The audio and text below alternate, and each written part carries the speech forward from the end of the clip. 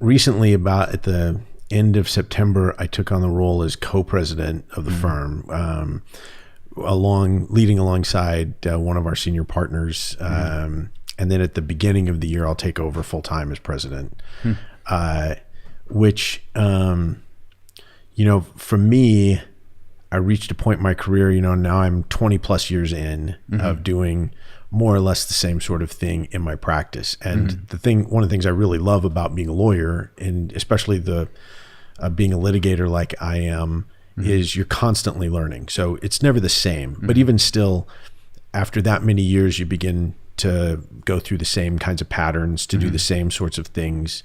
My job is sort of cut up into the individual cases. Each of them have their own lifespan. So it's not like this year I'm doing X and then the next year I'm doing X plus Y. It's really just about doing the same thing better in different contexts. And so one of the things I realized is that I didn't have a target out there that I was really pushing toward. I was getting my work done. I was doing that. I was trying to grow my practice. I had some personal goals, but there wasn't something sort of bigger, pushing me, stretching me, that kind of thing. And so as the firm reached a point where some of the more senior people are transitioning out, then it provided me an opportunity for leadership, and being the president of the firm sort of allowed me to hit that point where it was a new challenge. And it was something I've thought about, read about, talked to a lot of people about, certainly spent a lot of time with my business clients talking about how they do it, but never something in this setting that I've done before. And so all of a sudden there's a big learning curve. There's a lot of the things that have been theoretical in my mind now become very practical and very, are just, they're very real. And so that's been a really fun challenge. And it actually, my oldest son is at Pepperdine right now, where I went to school. And when I was in high school, I was laser lock focused on getting into Pepperdine. It's where my dad went, and that was where I wanted to go. This will come back around in a second to what I was talking about.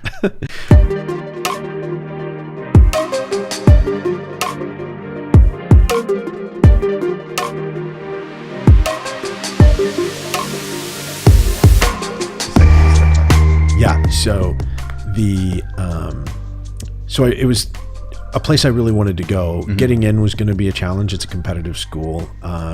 Paying for it was going to be an even bigger challenge because it's also an expensive California school. That's right. On the beach. Exactly. And I don't have the golden pipes that your brother has to get in with my vocal talent by any means. That was an insane opportunity, yes. Yeah, no doubt. No question. He earned it, though. He deserved it. He's an incredibly talented guy. But so for me, that took a lot. That stretched me a lot. That pushed me a lot. That was the thing that was in front of me that I was going to accomplish. And I was going to figure out how to get in and how to pay for it myself, more or less. My parents helped as much as they could. But the reality was that was way outside our family budget. And so to cut you off, your primary motivation was that you'd heard stories from your dad and there was some good history there, or just that you'd known other people that were going there? Boy, it's tough now to dissect what the primary motivation was. I do think it started by the fact that was kind of the first college I even knew anything about, because my dad went there, my uncle went there, at least one of my aunts, maybe more than one. So there was a lot of family connection. And you were in Oregon at the time, right? Or somewhere else? Yeah, Oregon. Okay, yeah. And so that was the kind of thing in front of mind. And then, of course, I went to the campus, and the campus is a very good sales tool for that college. Right. It's beautiful, right in the hills of Malibu. Yeah. And and it sort of came together. That was, some of it was kind of, I don't know how you were when you were that age, but you realize later that a lot of your goals and visions were sort of, they may have been good and they may have been valid, but they were born out of naivete. So I knew I wanted to be a lawyer, and I wanted to be a lawyer at first when I was about 12 because of Perry Mason reruns on TV, right? Good show. Right, exactly. Having no idea that being a lawyer is nothing like Perry Mason on TV. Oh, but, no. you know, but that's okay. It's Matlock. It's like Matlock, though. No, it's not really like it's like Law and Order. What's the closest show? Well, Law and Order is the show that I think is the most realistic for a legal show, but it's not really what I do. Okay. And they're in the courtroom, so that's kind of similar, but it's all on the criminal side, and I do all on the civil side. There aren't any realistic shows on the civil side, because in real life it's so boring that no one would watch it if it were a TV show. So I didn't mean to redirect you. So you were saying. So going back, I was over the years, in different times in my life, I've either had or lost that sense of drive and purpose looking at a particular goal in front of me. But as I reflected over the last couple of years, new firm and kind of a new environment for me, I thought back about those times when I was at my best. And what's clear to me is I'm at my best when I have something like that pulling or pushing me in front of me, something that's just outside my grasp that I'm really trying to get, that I want really badly and I'm pushing for.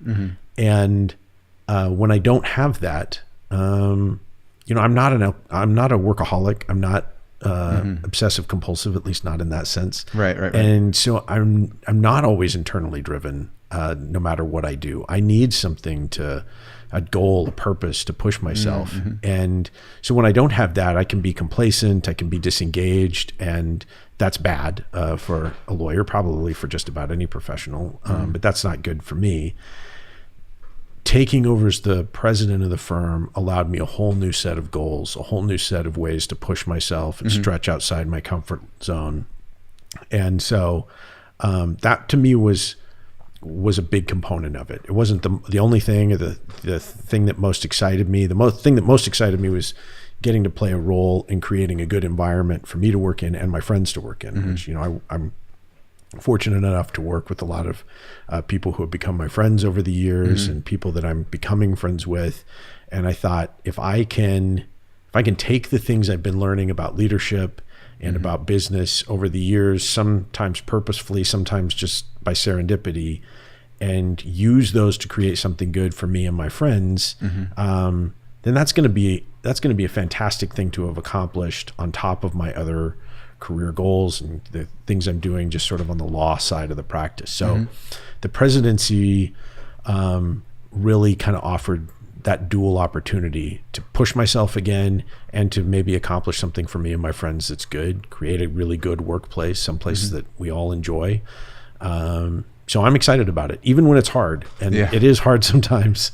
It's hard being the one in charge, although I have a lot, it's not like I do it by myself. A lot of people have input. A lot of very talented people have good input in the leadership. So it's not at all like I do it by myself. But being involved in the day-to-day management that affects people's lives and impacts things, where people are having disputes, or maybe they need to be fired, or maybe we're trying to hire, or those kind of major things, it can be very stressful. The good thing about this stress is that I feel like it's all part of something positive for me and the firm. And so even when it's hard and I get tired or whatever, it doesn't get me down. It doesn't make me depressed. It doesn't make me discouraged. It makes me think, yeah, that's right. It's supposed to be hard. We're doing something good here. You should be working hard. So that's been good. One of the things that it sounds like, in a way, is almost that, I often think of the, project-based payment versus salaried kind of payment. Right. Sometimes they almost think of it like in the context of like lions, right? Where they're getting their food fed to them, or they're out, hunting on the safari. Right. And it almost sounds a little bit like there might have been a little bit of a transition somehow between, you're taking a little more ownership, because now you're the one putting the kind of the food on the table for the, the firm, right? You're playing a larger role in actually feeding work in and keeping things moving. Right. That's actually a pretty good analogy.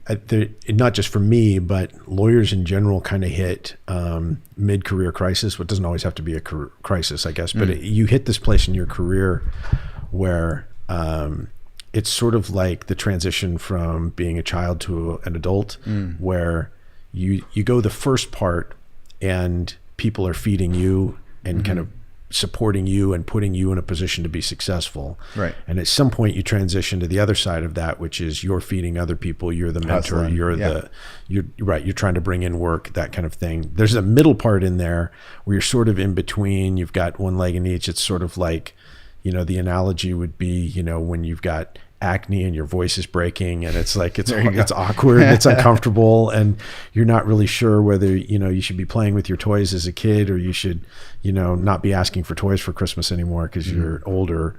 It's that sort of kind of emotional dissonance a little bit between like childhood and adulthood, and most lawyers go through that. The lawyers that do what I do in civil private practice go through that, and it can be really challenging. And in some ways, for me, this is another one of those kinds of transitions. It's going from doing what I knew, what I was comfortable with, what I had become proficient at, and not replacing it, but adding to it something that, well, I feel like I am capable in, something I haven't done before. I haven't proven to myself that I can do it yet. And so that's what I'm in the process of doing.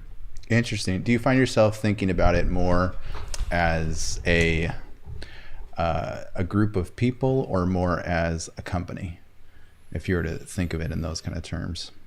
Oh, that's an interesting question. My first impulse answer would be a group of people. And there's certainly truth in that, because for professional services like lawyers, accountants, and things like that, there's really not a lot of magic in how you organize. The magic is in who you organize with. Interesting. And so it's really about the talent that you're with and the personality fit that you're with and the work style that you're with. And those are all wrapped up in individuals. So it's finding the right group of lawyers, both from the standpoint that they complement maybe what you do professionally and your skills. So, one does real estate and the other does business transactions, and they mesh together. But it's also, that's also just as important to have that kind of personality fit and things like that. So from one standpoint, I look at it as a group of people. On the other hand, it is a company. And while the most important aspect of it is the people, it's not always going to be made up of the same group of people. People are going to come and go. They're going to retire. They're going to quit. They're going to be fired. New people are going to be hired. We're going to grow, things like that. And so I'm also really focused in trying to establish a culture and an environment that transcends the particular group of people that's there with at any one moment, right? Does that make sense? So you've got, there's the, I think we're about 25 lawyers, let's just say, round number, and maybe that again in staff right now. And so, around 50 people, and that exact makeup is going to change, but hopefully we'll have a culture and environment set up that's strong enough that when a person leaves and a new person comes in, the person leaving didn't fully disrupt that, and the new person knows what they're coming into, can thrive in that environment because of the culture that's set up. So that's a wordy answer, which are, as you probably already guessed, are my favorite kind. You're on the right show. But that's how I would say I think of the company. It is a group of people. That's the thing that matters most. But hopefully we'll build something that in some ways is bigger than any particular person or particular group of people. So it's kind of both. Yeah. How do you think, what are your thoughts on how you persist that culture? Right? Because that culture could be representative of, like you said, the people who are there currently. Yeah. I imagine setting up traditions, as it were, could be a part of that. But yeah, what else do you have? Curious. What other ideas? I'm all ears. Oh, nice. Yeah. How do we do this? Yeah, exactly. That's right. Do you have a pen and paper? Right. No, it's interesting because culture, it is very much dependent on the people. Yeah. The company does play a role. But to maintain a culture over time, that's an interesting question. It is. It's a good question. Maybe the whole point is you don't, right? Maybe the whole point is you don't maintain a culture. You just continually promote a positive culture that's the makeup of the people who are present. I I guess I don't know definitively what the answer to that question is, but I will say my belief right now is that creating a culture distinct from the particular group of people is possible and is important. I think the key way to do it, or maybe the most important thing I've identified to date, at least, is strong leadership. And that strong in this sense doesn't necessarily mean dictatorial, right? But it does speak to strength of character, strength of will, integrity, those sorts of things. And I think you need to have people at the top of the organization, not one person, but people who are really bought in to the same kinds of ideals. And by tracing everything or filtering everything through that set of ideals, I think you inform how the whole organization works. Yeah. I heard somebody say, so I didn't make this up, but I like it, that you build culture by what you promote, what you create, and what you allow. Oh, and interesting. Promote, create, and allow. Promote, create, and allow. I got that from my wife. I'm not sure it was hers either, but I'll give her the credit for where I got it. There we go. And I really like that because I think all three of those segments are really important. And I think for an organization that's had any length of time, that last one is sort of the sneaky one, allow. Right? Because you get in the habit of doing things a certain way, or maybe there are certain conflicts you just soon avoid and not do. And before too long, you're letting things slip that you shouldn't, all right, this person didn't treat this other person very well this one time, but we like that person and we're going to overlook it. And it's just, well, pretty soon that incident becomes part of your culture. The things that those people do, the actions that they take, the decisions they make become the fabric of your culture. And so if you begin to allow those kinds of things to creep in, you're doing it unconsciously, but you're creating culture. And so I like that. Promote, create, I think, is what people tend to think about in culture or in driving or creating culture. But I like that third piece of allow too, because I think that's one where you can, where it's easy to miss. So that's kind of what I have in mind. That's one of the things that, Larry would always say about process is he'd talk with these business leaders and they would always be saying, that they just want to know what their problems are going to be, right? they don't necessarily, need to have all the answers up front or anything like that, but they just want to know what their problems are going to be, because that will allow them to, prepare for them, arrange them, and get around them. And that's one of those, I'd almost think of it as a side mirror or a rear view mirror. And that's what that sounds like to me, is very much about is something that people would miss, is what you're allowing in your culture.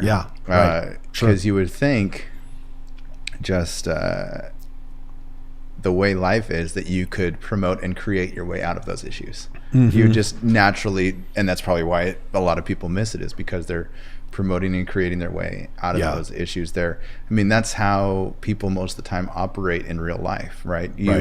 You put a business more in the context of relationships and friendships versus family, right? Because it's a business is not family. Right. But if you were to compare the two, given those three tenets, it's really sounding a lot more like family, because it's more like you got to live with these people, because you got to resolve those issues. So that's interesting. I think there's a tension there, because certainly, one of the realities of being in a company is that as much as you're trying to build bonds and teams and things like that among people, there are times where you have to make sacrifices for the business that wouldn't come into play for a family necessarily, right? Exactly. You're not going to decide, well, at least I'm not going to decide, one of my children is like, you're not living up to the mark right now, so you're out of the family, and we're going to see if we can hire another kid to replace you. Maybe Survivor is a better example. Or you're off the island. Yeah, exactly. But you have to make those kinds of decisions in business. So I think that the analogy to other kind of relationships only goes so far, because there are some realities about the emotional connection that's available in a business that is different than other kinds of relationships. But I do also think that there's analogies to both of those things. Families have cultures, groups of relationships have cultures. Just about any organization will have some culture. And the real question is, are you doing it affirmatively? Are you looking to try to create that and build what it is, or are you just letting it happen? And I think if we're going to get to where I want to go with the firm, that's going to take a lot of buy-in from leaders, not just me, but from the leaders, other leaders of the firm, to really affirmatively figure out who we want to be and pursue it, rather than just, hey, we're going to work hard and try to do the right thing and see what happens. I don't think that's enough. I think it's too easily derailed when you do that. I like your idea of the, many companies do this. It's not just the mission statement, but it's also the core values that, the company goes by. Right. A lot of those are basically just aspects of leadership. And then it's interesting to think about all those parts working together, and also the ability to persist that over time. So it's, I've probably been through the exercise, I don't know how many times, dozens and dozens of times, where you sit down and you try to create a mission statement or a vision statement, or identify your core values or things. And there can be an aspect of it that seems like a waste of time. It seems cheesy. It's flowery words on a page. What difference does it make? But I think if you do it right, and you're proactive about keeping those things in front of you, then they can make a big difference. If you're in a tough environment where a big decision has to be made, and it's a difficult one, and some people are going to be happy and some people are going to be unhappy, there's a tremendous pull to make your core value pleasing the people around you. But that's oftentimes not the best thing. That's not the best for integrity. If you've got somebody who's pulling you away from your integrity, because it's what pleases them, and you follow that, you've taken yourself off course. And it's nice to have those things, and so you can ask yourself, listen, my core value is honesty or integrity or excellence or whatever. You can, even though those are just by themselves words that everybody uses in some sense or another, you can, when you face that tough decision, you can run that back through that filter and say, but are we pursuing excellence in this decision? Like, it might please Frank, and Frank might be happy about the decision, but are we being consistent with who we want to be, with this value? I think it's useful to have those things in front of you, even though I've been through plenty of meetings where I was rolling my eyes and thinking, whether we say truthfulness or trustworthiness or honesty, like, it doesn't really matter. They're just words that people are going to forget as soon as we're done with this corporate retreat anyway. Sure. But honestly, the more I'm in leadership, the more I can see the value, if you take it seriously, that those things can bring. Yeah, it does seem like simply the act of, as an employee or as a leader, or as both, that even exploring those thoughts, documenting those thoughts, or reading those thoughts and knowing about those, it seems like the effort of striving for it is meaningful. Yeah, even if the outcomes might not always be the same. It does seem like active acknowledgement of that and continuous construction and adaptation on that subject, just in general, is meaningful. I think that's one of the things where people drop the ball, is when they do put those in place 30 years ago. And now it's just that piece of paper that's thrown out there. Here are the 6 things or the 10 things that we as a company blah. Right. So it's almost got to be something. It almost, an aspect of it needs to be that it's fluid to a degree. Fluid and repeated. Like you have to figure out a way to keep coming back to it. You see that in you see that in a lot of people's religious lives, where they'll have some icon that they wear or some picture that they look at or something that sort of takes them to a spiritual place or reminds them who they are. People wear a cross or rosaries or whatever. And I think, well, it's obviously different than religion. It is about keeping something front of mind. And so I think there's probably a dozen or more different, well, there's probably a lot more than a dozen, hundreds of things you could do to accomplish that. And that's another thing we're going to try to play around with. We just had our holiday party, and I handed out little miniature rocket ships with some of our core values printed on them. Sure. And it's just a silly little thing, a brightly colored, it's like a stress toy kind of thing. Sure. But the idea was to have people be able to put it on their desk, right, so that it could be a reminder. It just could be something that you look at. The rocket ship had a whole bunch of other analogy I won't bore you with, but it's something that you could look at, see our values, remember, right, we're going somewhere, we're going in the same direction. These are the values that we're following. And even if that works, frankly, 20% of the time with people, it's a benefit. And and if it doesn't, then it's soft. You can throw it across the room and not hurt anything. Right. It's totally fine. No real downside. While our core values are meaningful, they're also soft. No, but the values aren't soft, but the rocket. Yeah, I don't know. Yeah, it's there. Soft. It's there somewhere. Yeah, given enough time, we'd find it. But I've seen that actually done well in practice. And you make a good point. It's not necessarily that they can't be old. It's just that they have to be continuously given meaning. Yeah. And part of the way that I've seen that do well in practice at a company is where they actually focus employee reviews around the core concepts. Oh, yeah. Right. You for individual questions, you say, how have they demonstrated da da da da da? How are they, continuing to demonstrate blah blah blah blah? You know? And so, kind of fielding actual, every aspect of, demonstration of the company to the company itself, internal, types of things. Are focused around that. And another aspect is that I've seen in practice is where there's even basically compliment cards that can be done through an automated system that use the core values as that same indicators language in there, so you can say what were they demonstrating? Oh, this value, this value, this value. See, these are good ideas. This is good, and I'm not even paying you as a consultant. There you go. I'm getting all this good information. No, I like both of that. I think that's good. I think the way I look at it is just about every interaction with among the employees is a potential opportunity to do something like that. Maybe you don't want to get it to the point where you're having that conversation every single time you greet someone in the hallway, but employee reviews or employee meetings. May excellence be with you. Well, I have heard about companies who try to brand their values. Oh my goodness. So I may be getting this wrong, right? But I think UPS may have been one of them, branding it as brown. I do know some company has done it. You mean trademarking brown as an acronym? No. So I know one company did. I don't know the name I don't know the company, but I know they branded their internal core value system as orange, and they would actually say, "Is that an orange decision?"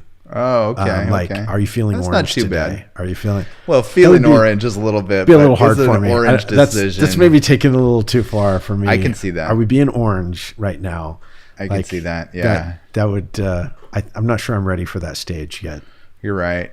And maybe it sounds nice, and maybe that's why it got adopted. Right. But I think you're right. On day one, it's already annoying. Exactly. Plus, I work with a bunch of lawyers. They're paid to be critical. I'd be getting a lot of flack for that. Right. And I could see that actually going into a lot of territories you wouldn't want it to, with jokes and things. I'm sure. People are trolling the company now. I'm sure that's right.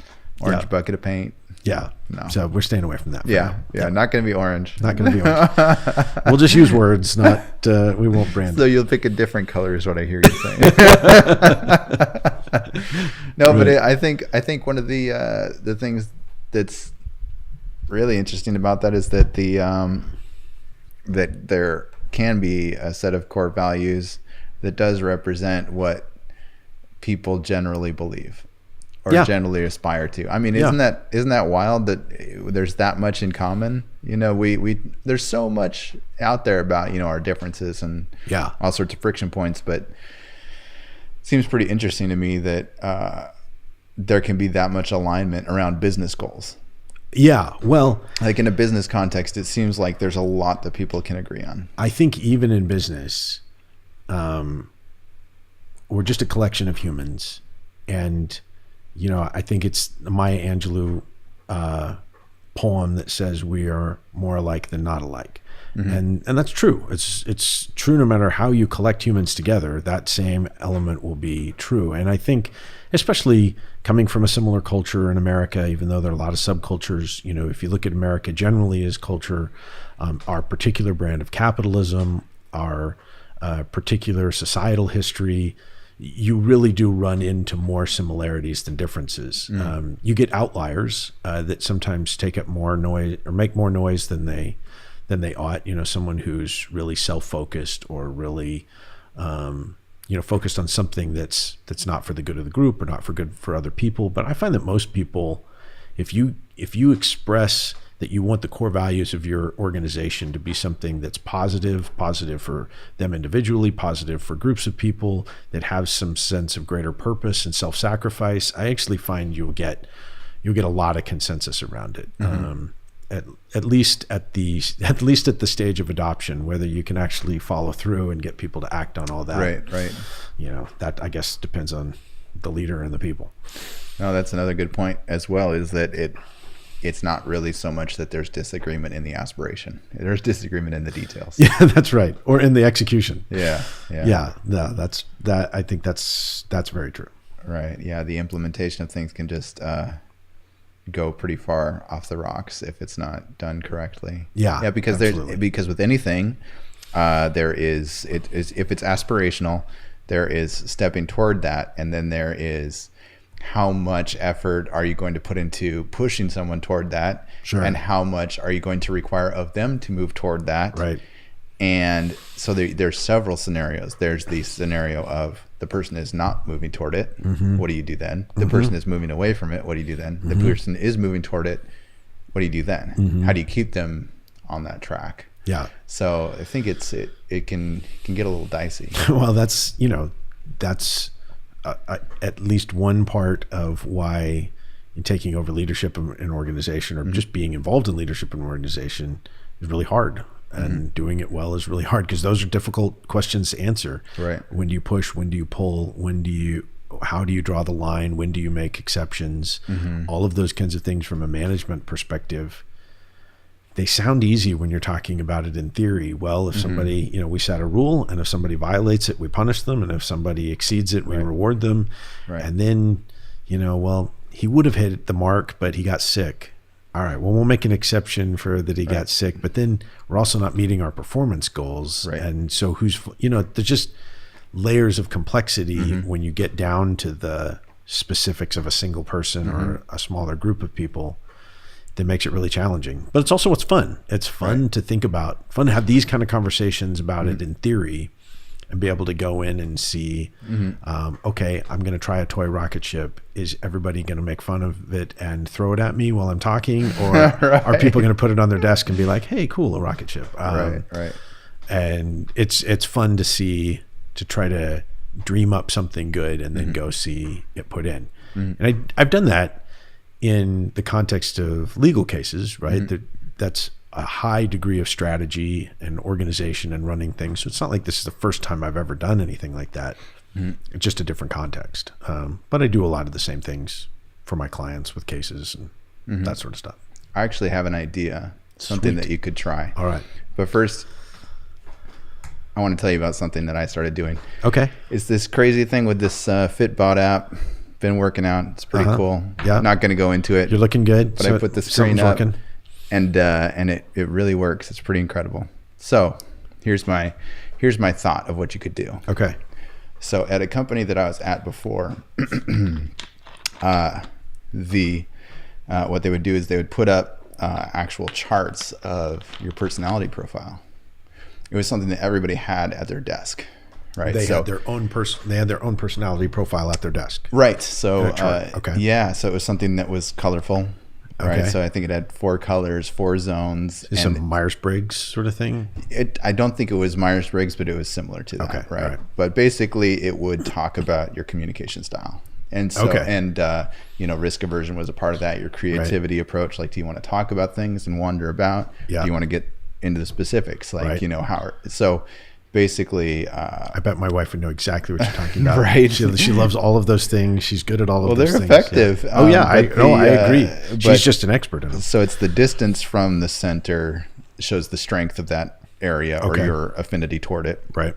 And then there were 4 zones. Anyway, bottom line, doesn't matter the details, but it's just a personality profile that shows on each person's desk.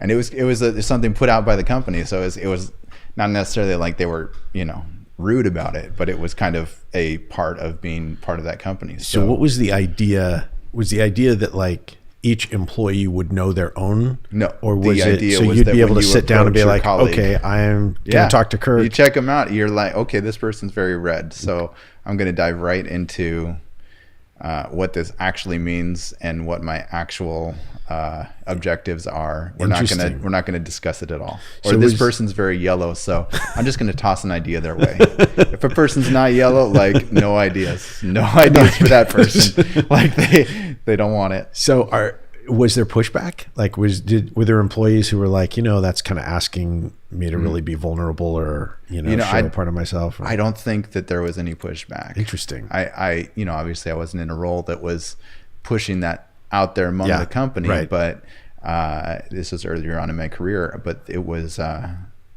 something that it was a pretty lightweight test. It wasn't one of those ones that's very long and detailed. Right. So I think it being not super robust, and then also, what are you going to really gain from insight about a person from a few colors? You're just going to get the gist of it. It wasn't talking about their traumatic childhood experience. Right. So it's not like you walk up to their desk and you're like, oh, I know too much about you. Like that was TMI. Well, just walking up to your desk. Like it is also though one of those things where I think people, I think sometimes people have a hard time hearing what may be the truth reflected back to them when they want to see themselves as different ways.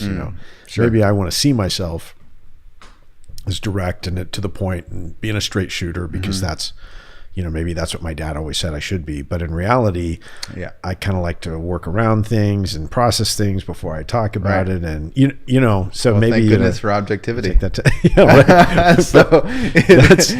the objectivity is the friend of truth, but the enemy of delusion, and people love to be delusional. Yeah. So, But I like that. But I think I'm taking all good ideas. I think interpersonally though, right? Objectivity is going to be a big boon, right? It's going to be something that will help in interpersonal anything, especially in a company, because then you're not adopting anybody's delusion. No, there's no, it's not about a specific person. Yeah. It's about, objectivity, objective standards, objective communications. Certainly you need that around your policies and you need your rules. I think in terms of the discussion about the, like the personality test or personality profiles, I think maybe more in terms of insight rather than objectivity. And the reason I say it that way is because when you are dealing with something as complex as the human mind, personality, and emotion, I think objectivity is going to be pretty elusive. What you'll get is an insight from from a test or something that maybe you didn't have. Is that the objective truth?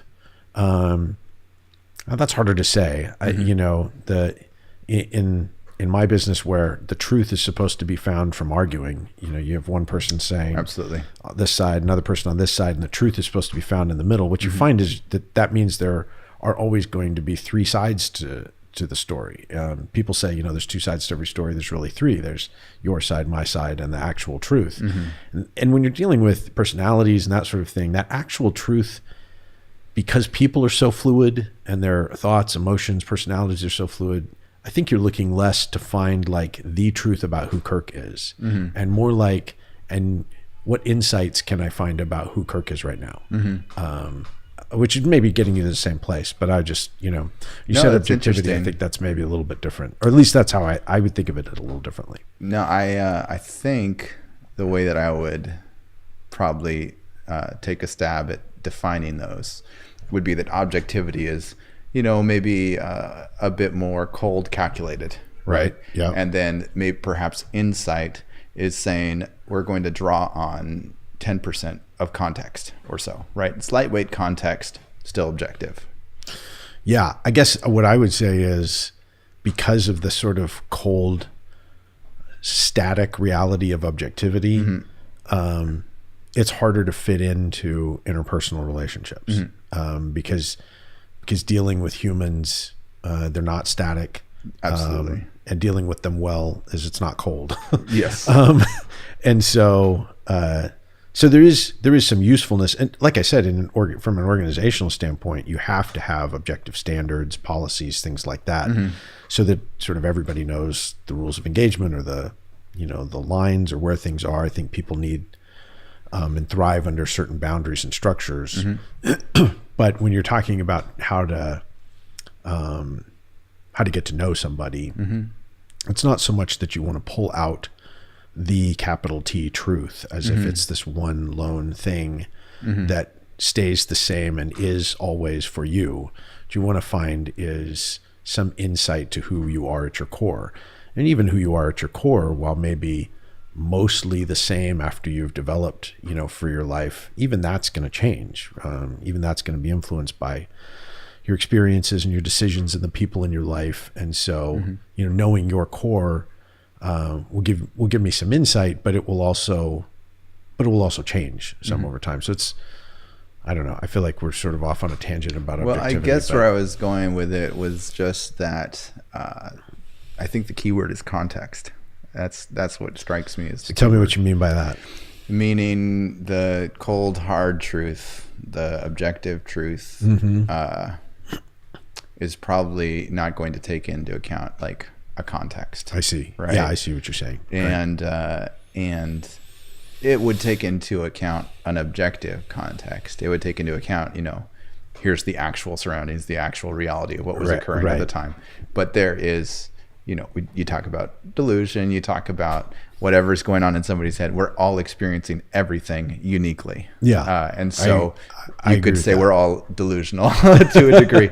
That's probably true. And actually, aspiring toward, well, not even aspiring toward something. Like you could say people aspire toward objectivity, but I would actually say they probably don't. We probably aspire to make our delusion the best it can be. Right. And bring in as much objectivity is required to meaningfully maintain our delusion. I think that probably depends on the person. But here's what I was going for is that context is all about, if you said like, whatever statement you say, you can always craft a context where it's a bad thing to say. That's right. Right. That's like probably if true. You said,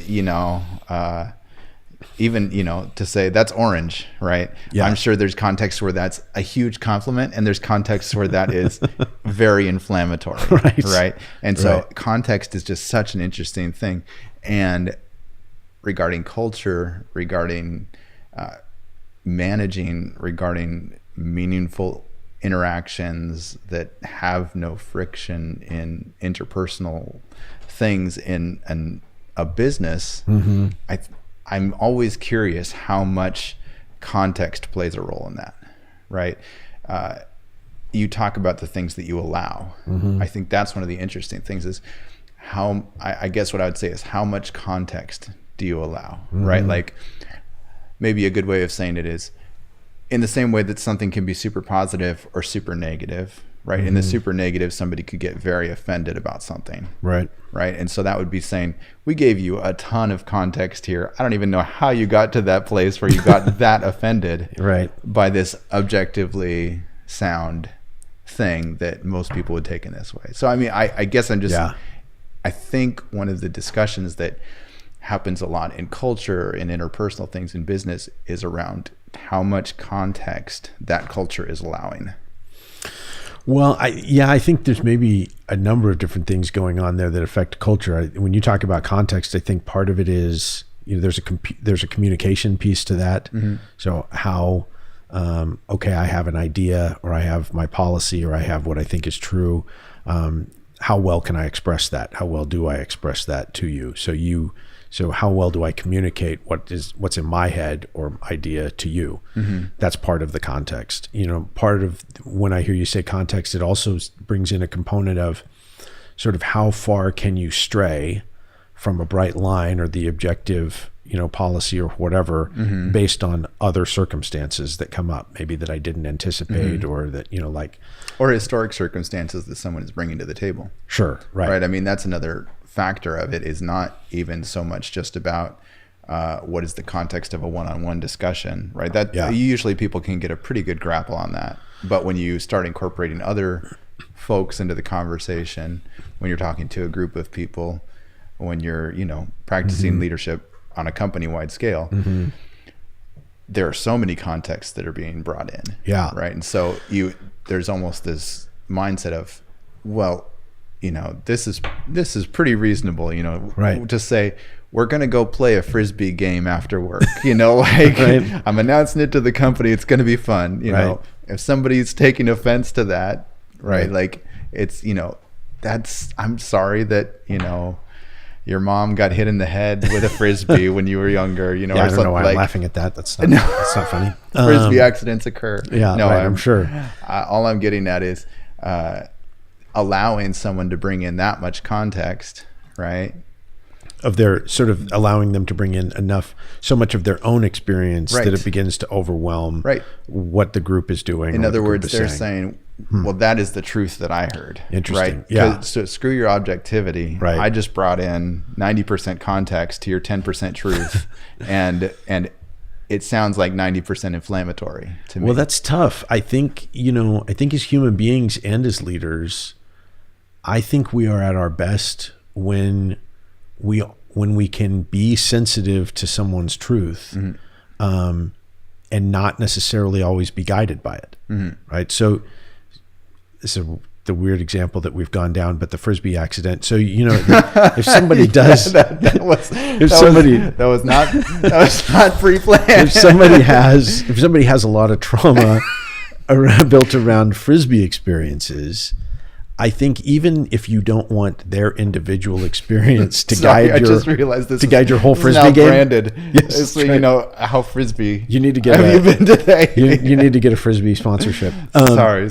So but if you have somebody who has a lot of trauma or some negative experience or whatever around that, you may not want that person's single experience to guide the rules of your entire ultimate Frisbee game. Fair enough. On the other hand, I do think you want to acknowledge, be sensitive to, and listen to, and respectful of that person's experience around that. Now, so maybe that doesn't carry the day, but it is still real for that person. And I think part of leadership and just, in the way I look at it, just trying to be a good person or the kind of person I want to be, it will also acknowledge that person and maybe even validate that, that they had that experience.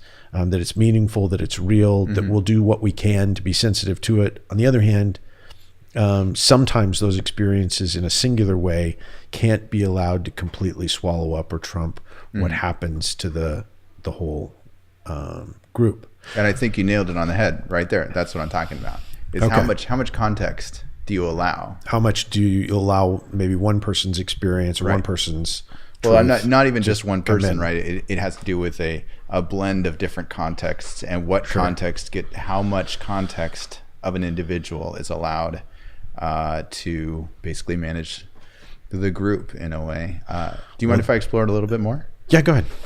Because it's your show, man. No, I just don't want to kill you on the Frisbee example, but I think it's very interesting.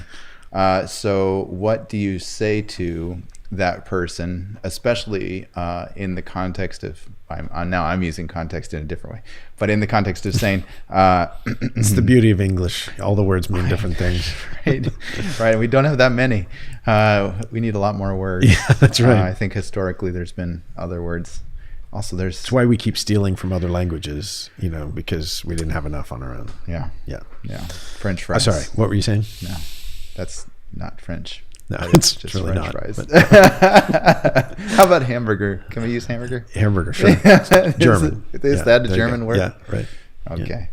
It's a lot of last names too, and it's a city. Hamburg.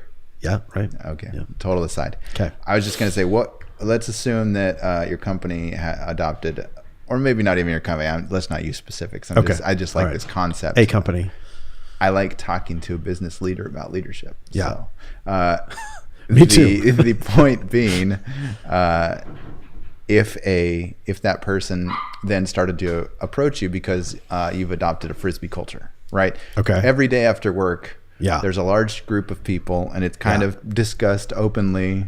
There's, things on the TAC board, Right. Announcing the next tournament or whatever. So let's just say that there's a general feeling of Frisbee culture around the office. Okay. This person is continuously offended by that. You've validated, and recognized that, this person, the first day they were pretty upset about it. They went and talked to management, and leadership was able to say, really sorry that happened. Let's assume that went perfectly well. Okay. That person felt that person's heard, acknowledged and validated. Okay. But now the company is continuing to do Frisbee culture things.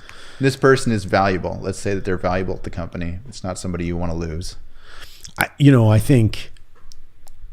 think you could set aside even that last piece about whether they're valuable or not valuable to the company. Certainly, sometimes those inform business decisions, but thinking about it on a human level, that's a tough. I think that's tough. But what I do think helps in those situations is that I think this, taking us back to part of the discussion we had before. Sometimes activities and ideas like Ultimate Frisbee after work can take on a momentum of its own, can grow on its own if allowed to do, because it's fun and it gains popularity. And then the people who are the most popular people in the organization, they're really into it. So that pulls more people, and now it's become a big thing. But now, speaking for that person, I'm not into Frisbee. I don't want to get into Frisbee. Right. And Frisbee is the culture of this office. How am I supposed to succeed? Exactly. Hold on. So all this happens. I'm excited. Frisbee gets big and gets big and gets big. Right. But what's missing in that, from what we talked about before, is that's happened kind of on its own. It hasn't been.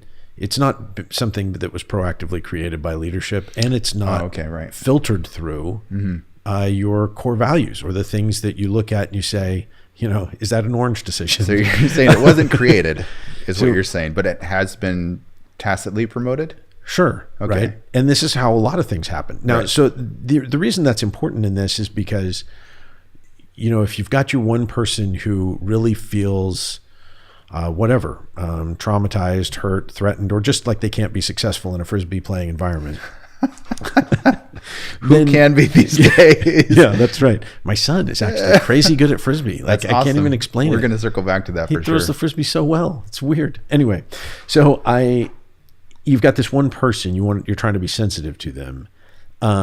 So the first thing I would say is, I think you need to relook at the whole Frisbee culture to say, are we in line with our values? Is this in line with what we find to be important for the company, important for who we want to be and who we are? If it's not, maybe that one person is right and the whole thing needs to be dismantled because it's not in keeping with who you want to be as a company. But there are obviously going to be some times when it is in keeping. Maybe we decided as leadership what this company really needs is an after-work Frisbee game, and we will not survive without it. And it is in line with our three values, which are: we love plastic discs, we love being outside, and we love games where you throw something to the other person in a non-competitive way. So if you have that, maybe that is, and you still have that one person who is in a difficult position. The answer becomes troubling because, of course, the analogies, the non-Frisbee realities that this is somewhat analogous to, are really important things, like race, gender, those kinds of things that come up that people are traumatized by and find cultures of misogyny or some things like that make it difficult for them to fit in. So taking away those kinds of things that need to be addressed on a societal level, or certainly for any company, regardless of what it believes its core values are. Moving those aside for a second, if you have something that's more, that is sort of less universal or less weighty than those things, and it's really talking about business practices or business procedures or the way we'd like to do things, we'd like to, work these hours, follow these goals, treat clients this way, that kind of thing. If some aspect of that doesn't mesh with that person, then I think you owe it to the organization and that person to help them recognize that and encourage them and figure out a way to put them in a different position. Now that might mean firing them, right? I'm just not to put too fine a point on it, but because at that point, if you've got a business going this way, you're in line with your core values, you feel good about what that is, you're finding the success that you want, and it's providing a good environment for people, and you've got one person who just isn't meshing, it's bad for the organization and for them, to stay. Now, again, that's assuming that our Frisbee analogy is not race, and that, you know, we're all white, we like white people, and the one black person doesn't feel like they can fit in. That's not what I'm talking about here. That's a totally different conversation. But from looking at it at sort of more mundane business practices, they can be important for business. Then I think, you know, you have to filter it back through your core values. Look at those things. Does your Frisbee game fit your core values? And if it does, and you're happy with the way that does, then you address the outlier, and try to, you know, I think, as sensitively as you can, you help them move on to something different. So it sounds a little bit like me saying about how much context do you allow might not even be the framework that you necessarily approach it with. Like it sounds like that statement is incongruous with the framework that you would use to approach it, simply because the nature of it needs to be approached more individualistically. I think yes, I think I agree with that. I think it's not so much about asking how much context do you allow as it is, you know, are you proactively creating something based on what you've decided are your values to create something that you want to create. So you've got your values, you filter it through that, you apply those things, you act proactively to create or promote. And if you're doing that within the organization and some people don't like it, or it's not meshing with some people, it's worth evaluating why and what that is. But it's also worth acknowledging that sometimes there are going to be people in an organization that are not attuned with or in line with where you want to go as an organization. And that's okay. So if it isn't just an individual, what if it's, you know, a certain percentage, a majority of the group just is approaching the values of the company with, you know, just there's a shift, basically. Not so much a shift as in they're not aligned with the goals. It's just more that there is, you might just say a slip, just like a slip off to the left or the right or whatever it may be, where it's just, there's a certain leaning that you would say, almost to the point of saying, you guys aren't really on our core values anymore, or you guys are incorporating some additional core values that aren't there. How would you like try to realign that? How would you say, hey, majority, we're moving away from what this is intended to be? Well, that goes back to promote and create and allow, right? So that might be the allow thing, and part of that is that you don't allow that to get very far. There's subtleties that have taken it there, and so it's about maybe clamping down on some of those subtleties. Well, some of it is, you know, watching the small things because they matter, they add up to be bigger things. You know, I think leadership, a lot of it has to do with engagement and finding a way to get the people that you are leading to engage in whatever it is that you're leading them in. And I think that includes not only the business, if you're talking about a business, but the values of that business. And I think if there's something pulling a group away or a person away or something, or even the entire company away from those core values, you have to use whatever tools you have as a leader to get people re-engaged in that. Now, sometimes that can be reminding. Sometimes that can be done through communication. You know, you gather everyone together, you give speeches. Sometimes it has to be, you know, sometimes you have to change the personnel to realign people. Maybe there's some person or people that are creating a toxic environment that are shifting the group away. I think it can be a lot of things depending on circumstances of the organization, but I think it's critically important. And I think it's ineffective typically to when you have a group that's disengaged with your values and disengaged with the company to simply sort of, metaphorically grab them by the shirt collar and try to bring them back in line. Sure. What I think you need to do is persuade them that the goals of the company, the values of the company are truly what we ought to be pursuing. And if you can't do that, then you probably aren't in a position where you can lead anymore. And I think that's, that's interesting. You see that in coaches and politicians, in all kinds of leaders. There are some times where even good people and good leaders that were effective for a certain amount of time in an organization, if they can no longer effectively get the people who are following them to engage in the direction that the company needs to go and consistent with their values, that may be a sign that it's time for that leader to step aside and let someone come in who can. That's an interesting thought, because I feel like most of the time when people think about leadership, there is so many thoughts about getting there, wherever there may be. I think everybody just has getting in to their the power mind, position. Yeah, something to that effect. Right. I think most people just think about the goal of moving toward it. It's so much that what it actually is lost. That's interesting. Every day you're working toward it. Yeah. And when you're put in that place, then you start trying to retrace your steps, potentially look back. You're trying to say, I don't know, almost like, what thoughts have I missed out on all this time? Yeah. Because I'm in that position. Yeah. But in another way, people moving toward that position is almost the benefit that you get when you're in that position, because you have all these people moving toward it. It's almost like a mountain, as it were. They are the infrastructure that puts something at the top. Well, leadership's sort of a strange thing, because I think on the one hand, a personal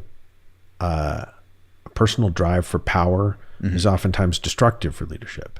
And yet you need a certain drive and willingness to stick yourself out. You stick your neck out there, be in charge, make decisions, and that sort of thing, to be an effective leader. So sometimes I think the best leaders are actually the people who don't want the job.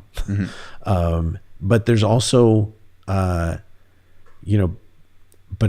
there's also a sense that in some situations where you don't want to have to keep convincing your leader to lead.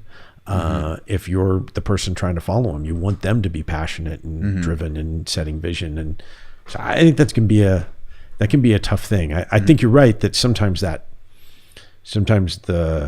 actual, what's beneficial about leadership gets lost in the search for it or in the seeking of it. On the other hand, you need some people in it. Is a great aspect of leadership, right? And I just feel like on the way to becoming a leader, influence is so often overlooked. Your own, or influences on you? Influencing others. Influencing others. Oh, I see. I just feel like that's something that's often so overlooked. Because you feel like people kind of have blinders on. Right. And they have an objective. I see. They're moving toward it. I gotcha. Yeah. And that's interesting. But in the leadership role, it's almost all about that. Right. Yeah. Right. Which might go to your point of the person who doesn't want to be in leadership might be the best candidate. Yeah, I think because that's they're not focused on that. So we might be talking about the same thing, that looking at a leadership position, aspiring to attain a leadership position, is the problem with getting to a leadership position.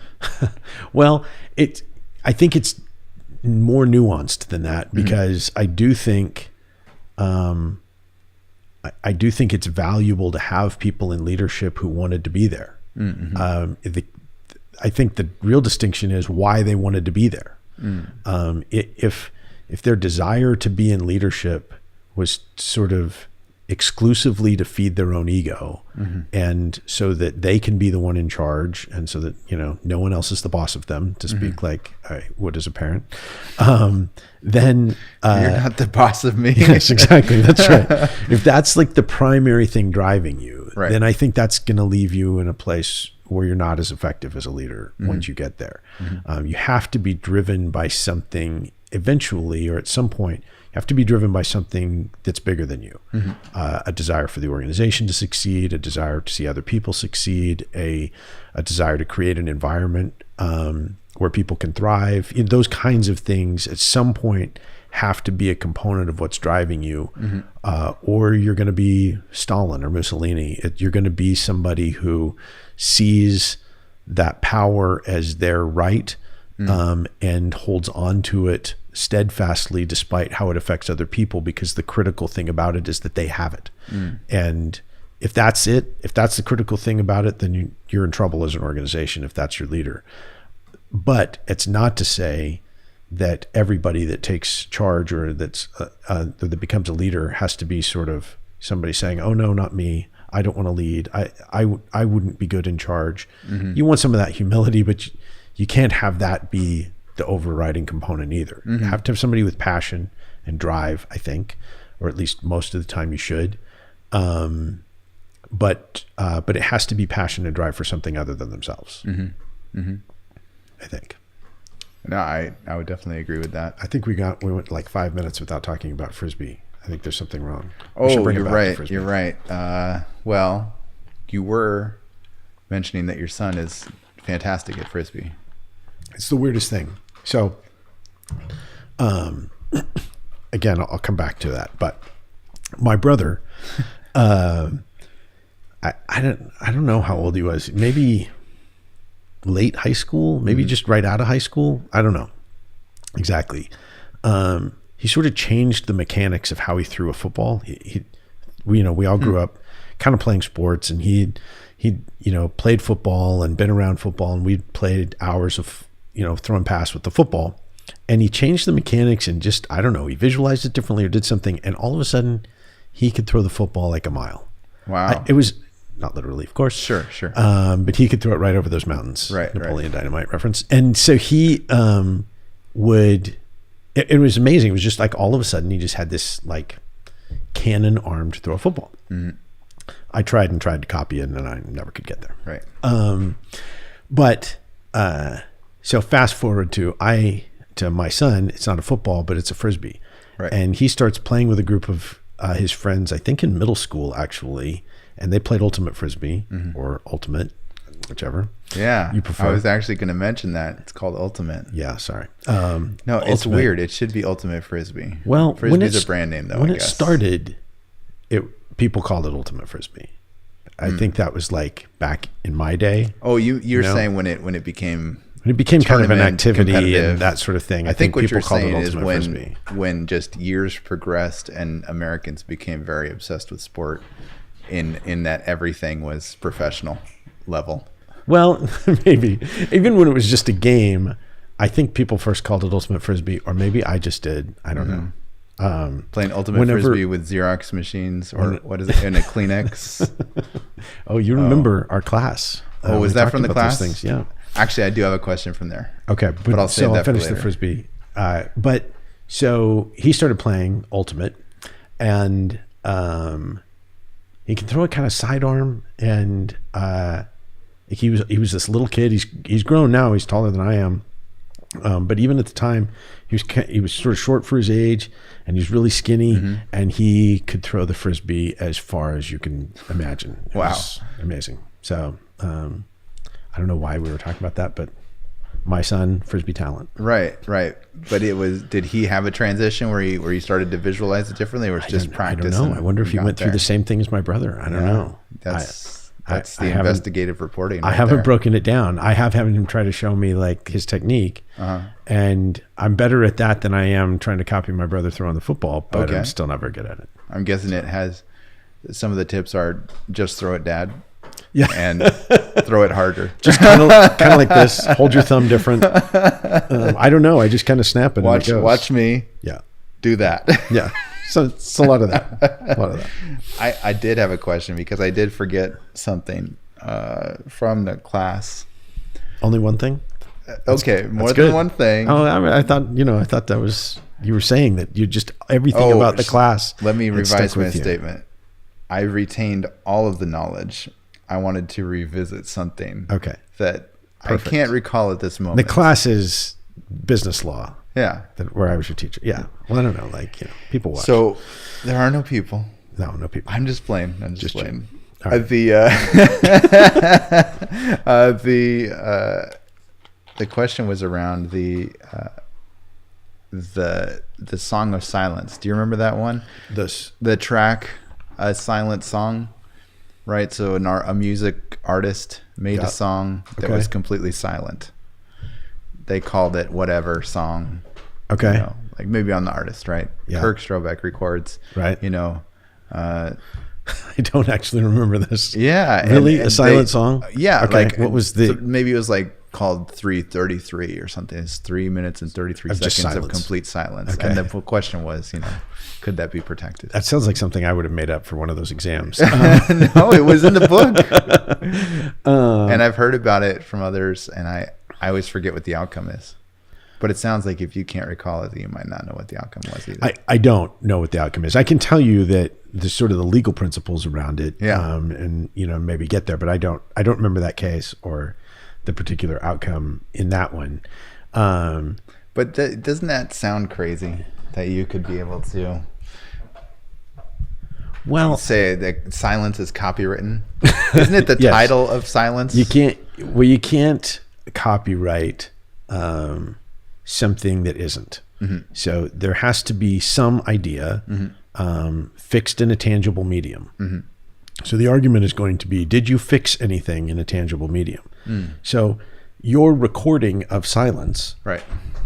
Which I don't know what that is exactly, like everyone's quiet in the room. Well, it could be the quality could be a thing, right? Was it done in stereo?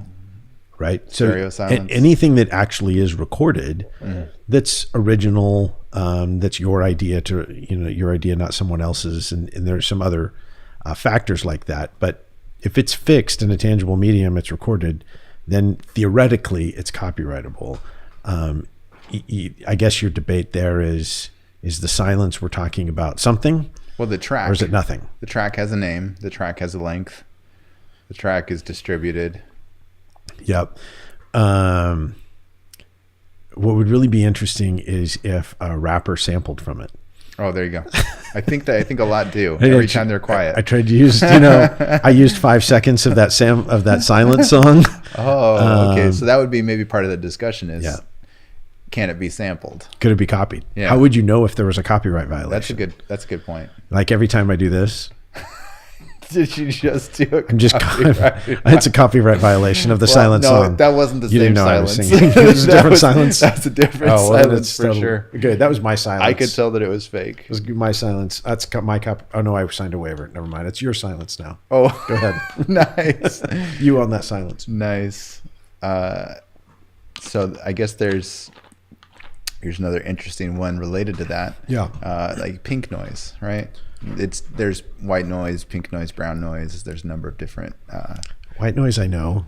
Pink noise, I don't. Pink noise is. Is that like the artist Pink? Well, white noise is no. There's something about the frequency where white noise is very plain and pink noise.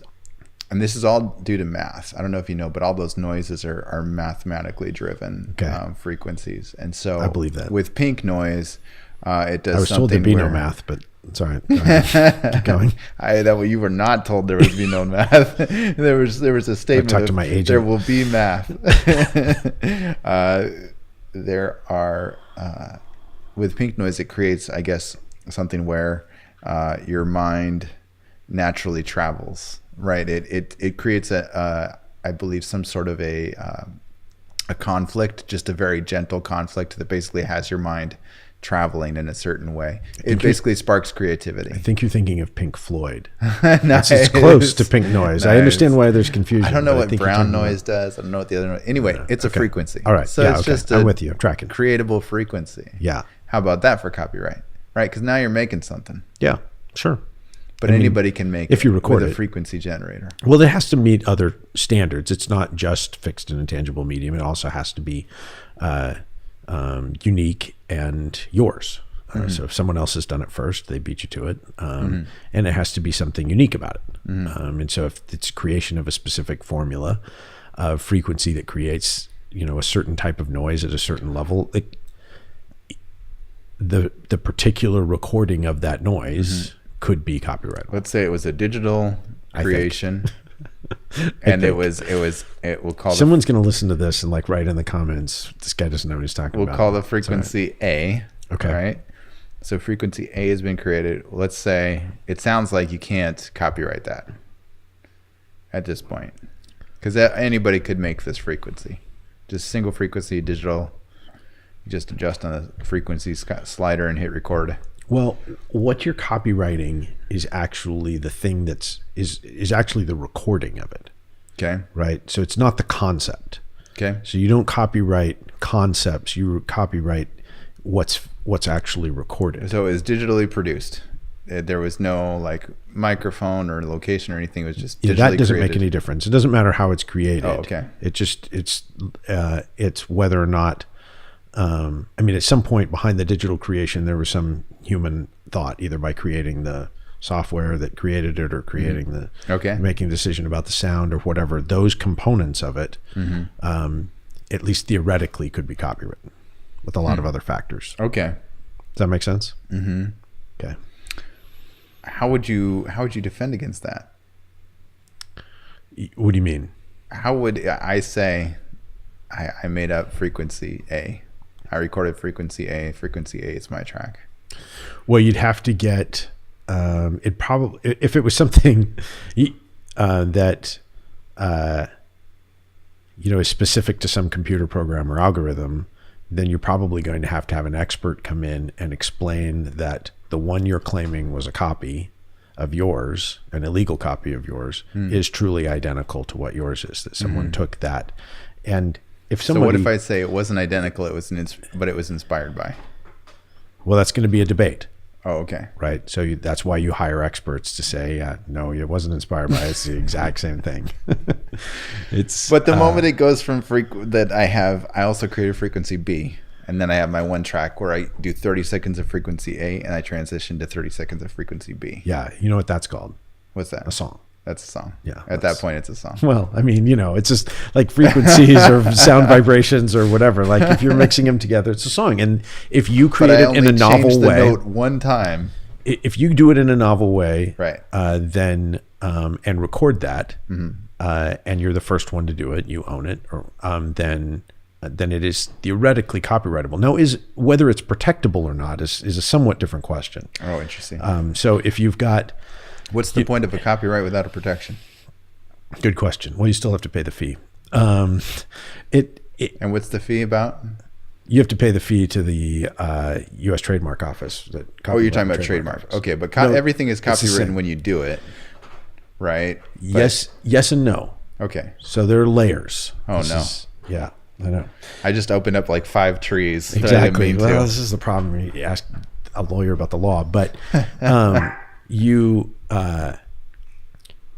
in the most basic sense, if you take a novel idea and you fix it in a tangible medium, you own that, and you generally are given rights to keep other people from copying it without your permission. There are a ton of exceptions to that, and when you register that work, whatever that thing is, with the U.S. Copyright Trademark Office, then you, or Oregon has its own registration, or all states do. They have individual registrations, and there's the national registration. If you register that, you gain further protection, things like presumptions about who owns it, that other people have to prove.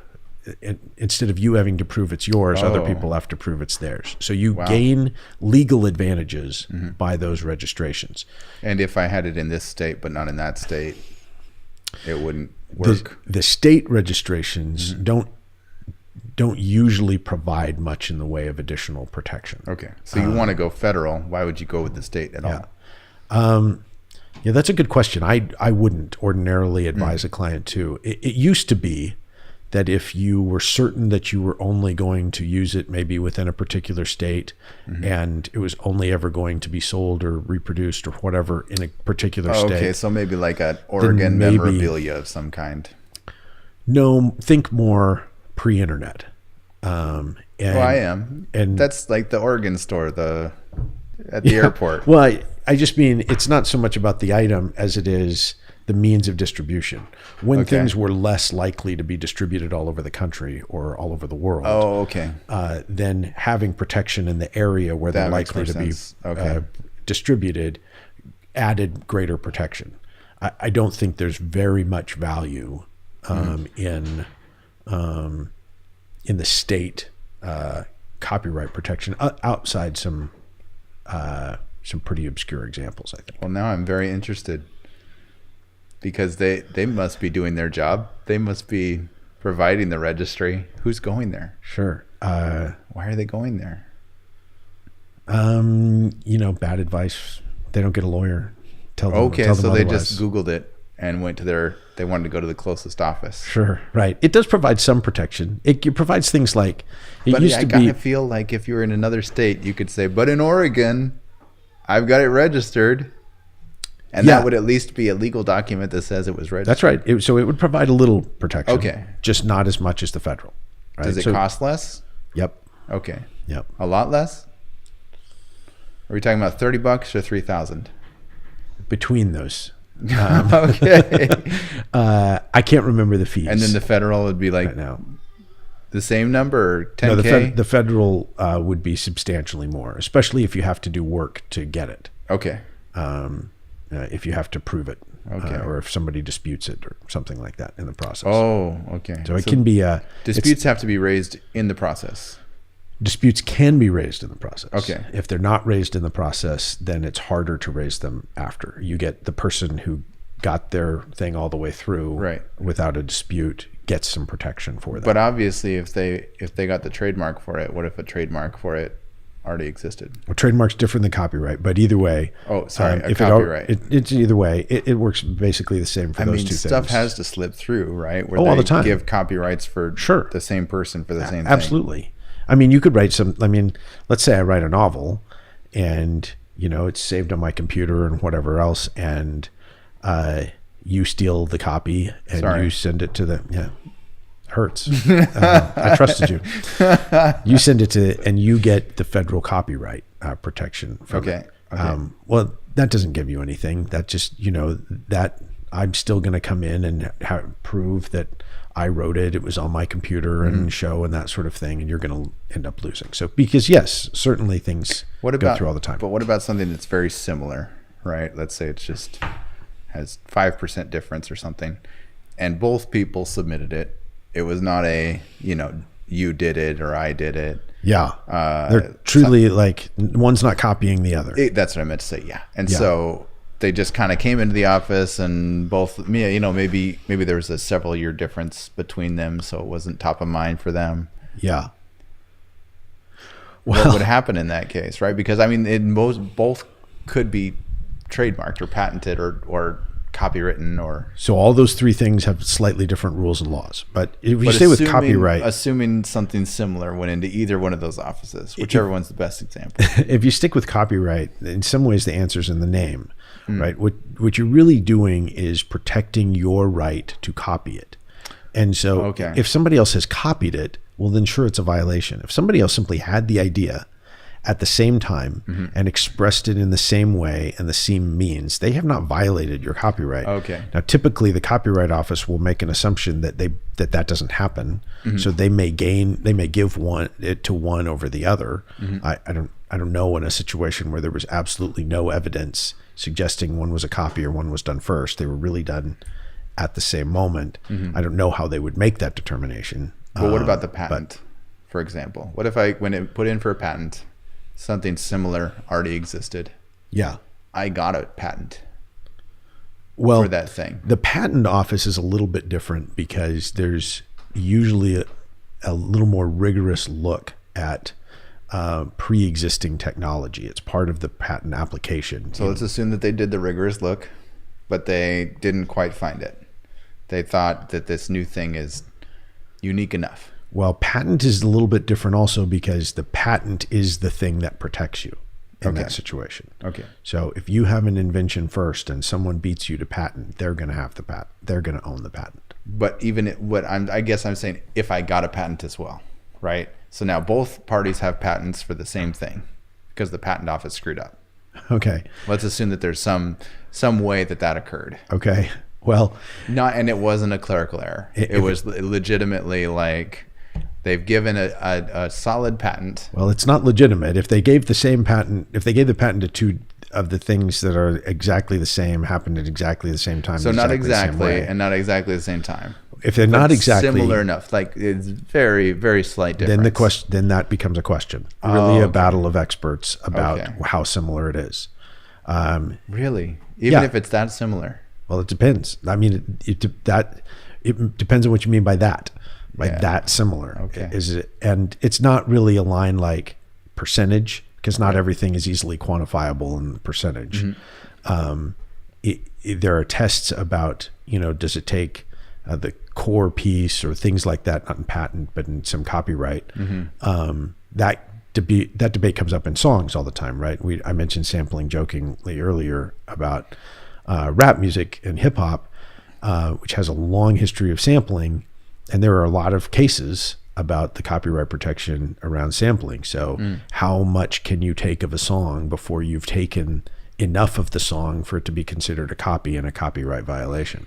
And there's a bunch of interesting cases. There's a famous one I think we talked about in our class for the song Pretty Woman, where the group Two Live Crew took the famous sort of hook, the ba-na-na-na-na part of Pretty Woman, took it into their and put it in one of their songs, and it became. And so the debate was, have they copied the song? They just took, the one guitar riff or the hook. So there are a lot of cases like that, and you have to kind of examine how much have you taken.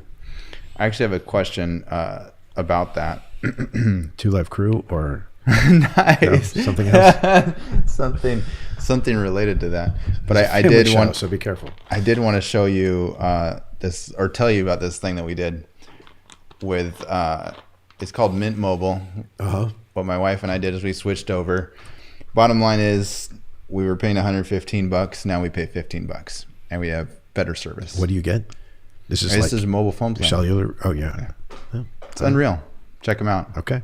I'm just saying it works in our area. It might not work for everyone, but for goodness sakes, it's take a look. Can you believe 115 to 15. I'm not joking. Not exaggerating. $15 person. That's the bill. I agree. That wouldn't be a good joke anyway. So okay, I'll check it out. Well, so what I was going to ask about is with the extension on. Now, I'm not going to get it right. Is it? I want to say copyright, but that's not right. Maybe is like Mickey Mouse, right? Disney has extended I guess it would be trademark. It has extended the trademark so that it can't drop off into public domain. Okay. What's going on with all that? Why is that happening? There was a drop off period where things would drop off into public domain, but that's kept on growing and growing. And based on what I, with my extremely limited knowledge on the topic, it seems like there will continue to be extensions such that it's indefinite. Well, I don't know anything about the details of Disney. Sure. But in general, all intellectual property has a shelf life. It only lasts for a certain period of time because the tension between intellectual property law is, on the one hand, you want good ideas to be used and enjoyed by as many people as possible. On the other hand, you want the people who create good ideas to be rewarded for them and for other people to be incentivized to create more good ideas. And those two things, aren't consistent with each other often. So the law tries to reach a compromise between those things. So it will give you some protection or initial protection for a certain period of time, depending on what it is. And But eventually that protection will expire, because the idea is eventually we want everyone to have access to that. So for example, that's why you have generic drugs. Right. Because for a while the drug company has a patent. I think it's 7 years, right? Something like that. It's different for different categories of products. Okay. You have the patent runs out. Sometimes what the drug companies will do is actually try to extend the life of their patent by changing the delivery of the drug. So whereas you took one 10 milligram pill, I don't even know if that's the right kind of thing. No, it's 2.5. And now it's 2.5. Yeah. And so it extends it that way. And eventually, or they make a slight non-meaningful change to the chemical profile and call it a new drug. Right. So and then eventually you lose that patent and something comes off. Copyright, trademark. It's the same thing. Actually, I say copyright's the same thing. I don't actually know off the top of my head whether trademark ever, I don't believe actually that trademark has an expiration. It has everything to do with the defense of the company's ability to continue to defend it. It has to do with its use and its continuing qualification as a trademark. Okay. So that's, for example, one of the things, for example, brand names, we talked about this with Frisbee. Brand names get a strong trademark protection if they're strong brands.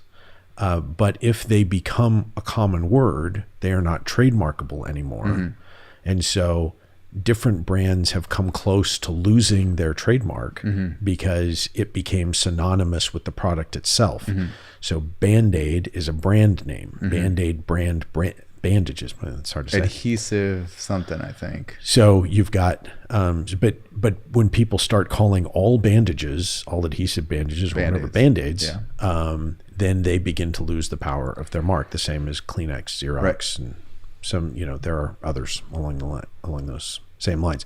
And so different brands have to change the way they market and try to turn the tide of the culture to something different, show that their brand is separate from and I guess they do that by attacking people who are using it, right? So when Fred Meyer says we're selling generic Band-Aids, they say you can't do that. That's ours. Sure. I mean, certainly that would be, just protecting their trademark. And you also do it by your marketing. So you, instead of saying buy Band-Aids, you say buy Band-Aid brand bandages, or buy bandages from Band-Aid, or, I'm not a marketing person, but you say it better than that, but you differentiate your particular brand from the product itself. Interesting. Aye. You live in the legal world. Like, it's so funny that I think everybody outside of the legal world, does the for all the legal stuff. They're like, they're gonna throw that mumbo jumbo, every commercial. This was done by a stunt driver on a professional closed course. No, it's not. It was done 2 blocks away, and they're driving 2 miles an hour. But I get it. My favorite is the little disclaimer that says real people, not actors. Like, why do advertisers hate actors so much? They can't even consider them real people. I know the commercials you're talking about. Real people, you're talking not about actors. those Chevy commercials. Those are some of them. They're just the worst. They're not the only ones. They but are the worst. They are the worst. This podcast is not going to get a Chevy. It is like leading sponsor, but to the max, right? Like, it doesn't matter what you show a person if you bring together several people. And how did you get them there? Okay, well, you scheduled this ahead of time. They're definitely paid. I get that they might not be paid to have a certain opinion, but they're enjoying life right now. Like, there's nothing that requires that to be accurate. There's nothing that requires them. I'm just saying, you come into a warehouse with several other people, and everybody looks good enough to be on a commercial. And is nice enough to be on a commercial. That's why I never get invited. And then somebody comes there and says, here's whatever. And it's gotten, one of them, he was like having them read as fast as they could. And they were just scrolling a list of their awards as quickly as they could. And the person was like, zip, zip, zip, I can't read it. And it's like, is it about buying a truck, or is it about how fast generic person B can read? Like, those things are not it. Anyway, I too hate those commercials. What I wanted to say, actually, College Humor did an amazing one that I really want to show you. Is it College Humor that does the one that's like a remake of it? It's like yes, the with honest batteries. version of it. No, they don't do an honest version. They do that same commercial, but they do it with batteries. Oh yeah, there's more than one. They're freaking out. They're like, oh my gosh, are you serious? They got that award that I care about as a consumer?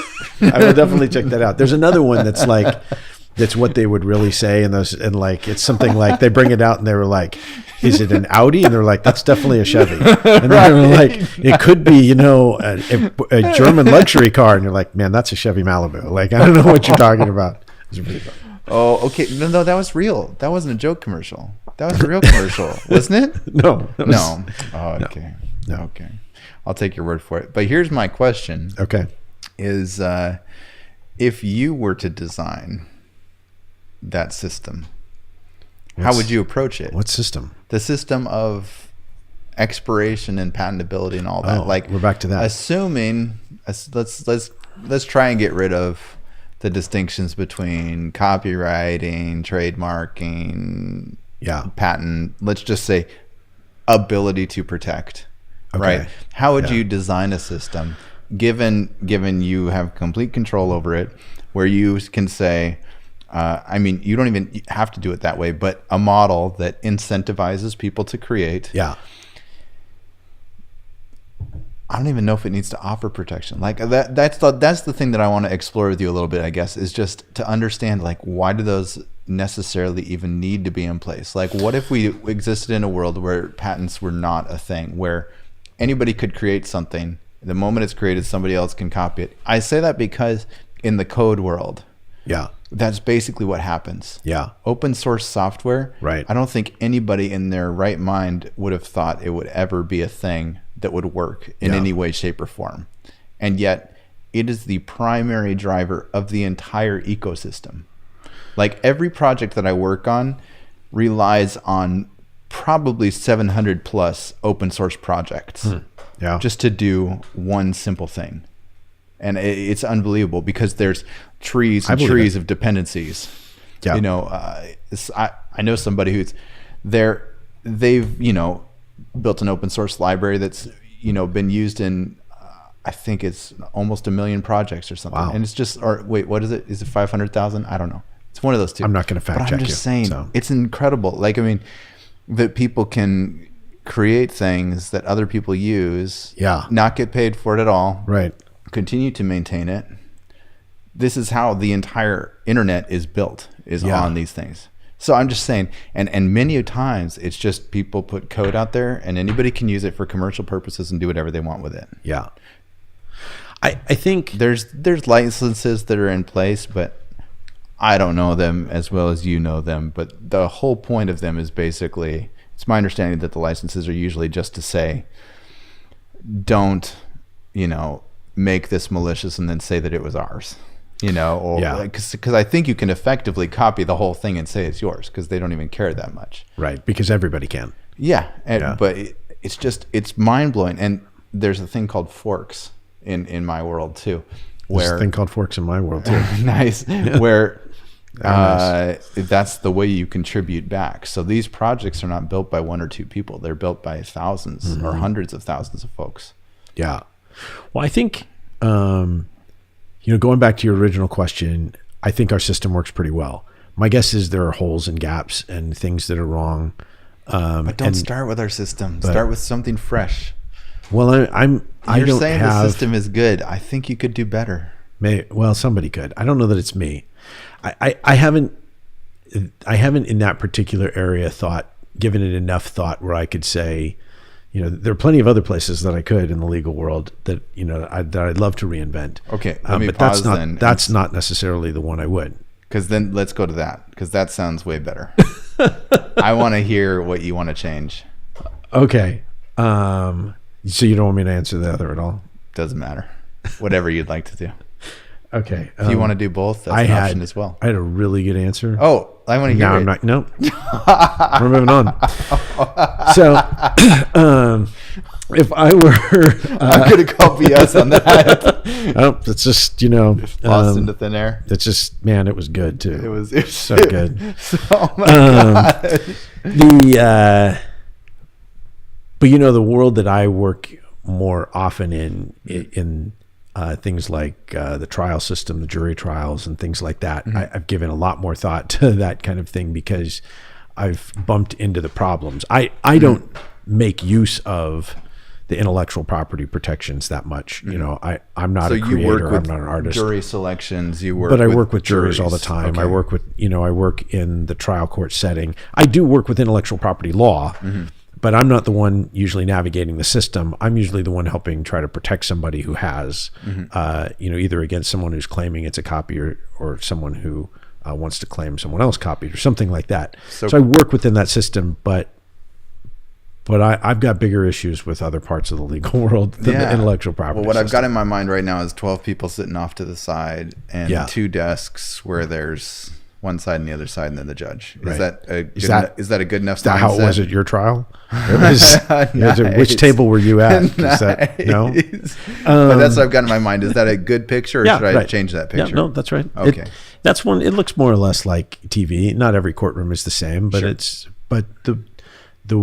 at least the look of the courtroom on TV is generally the same as, although a lot of state courthouses are in really terrible repair, and so they're never as pretty as they are on TV. But other than that, federal courthouses usually really. But I'm dying to know, what would you change? Well, there's a lot that we could spend the rest of the night on that, and I would bore you to tears. But the thing that I had in mind when you asked about it is the jury system generally. Okay. The jury system is in some ways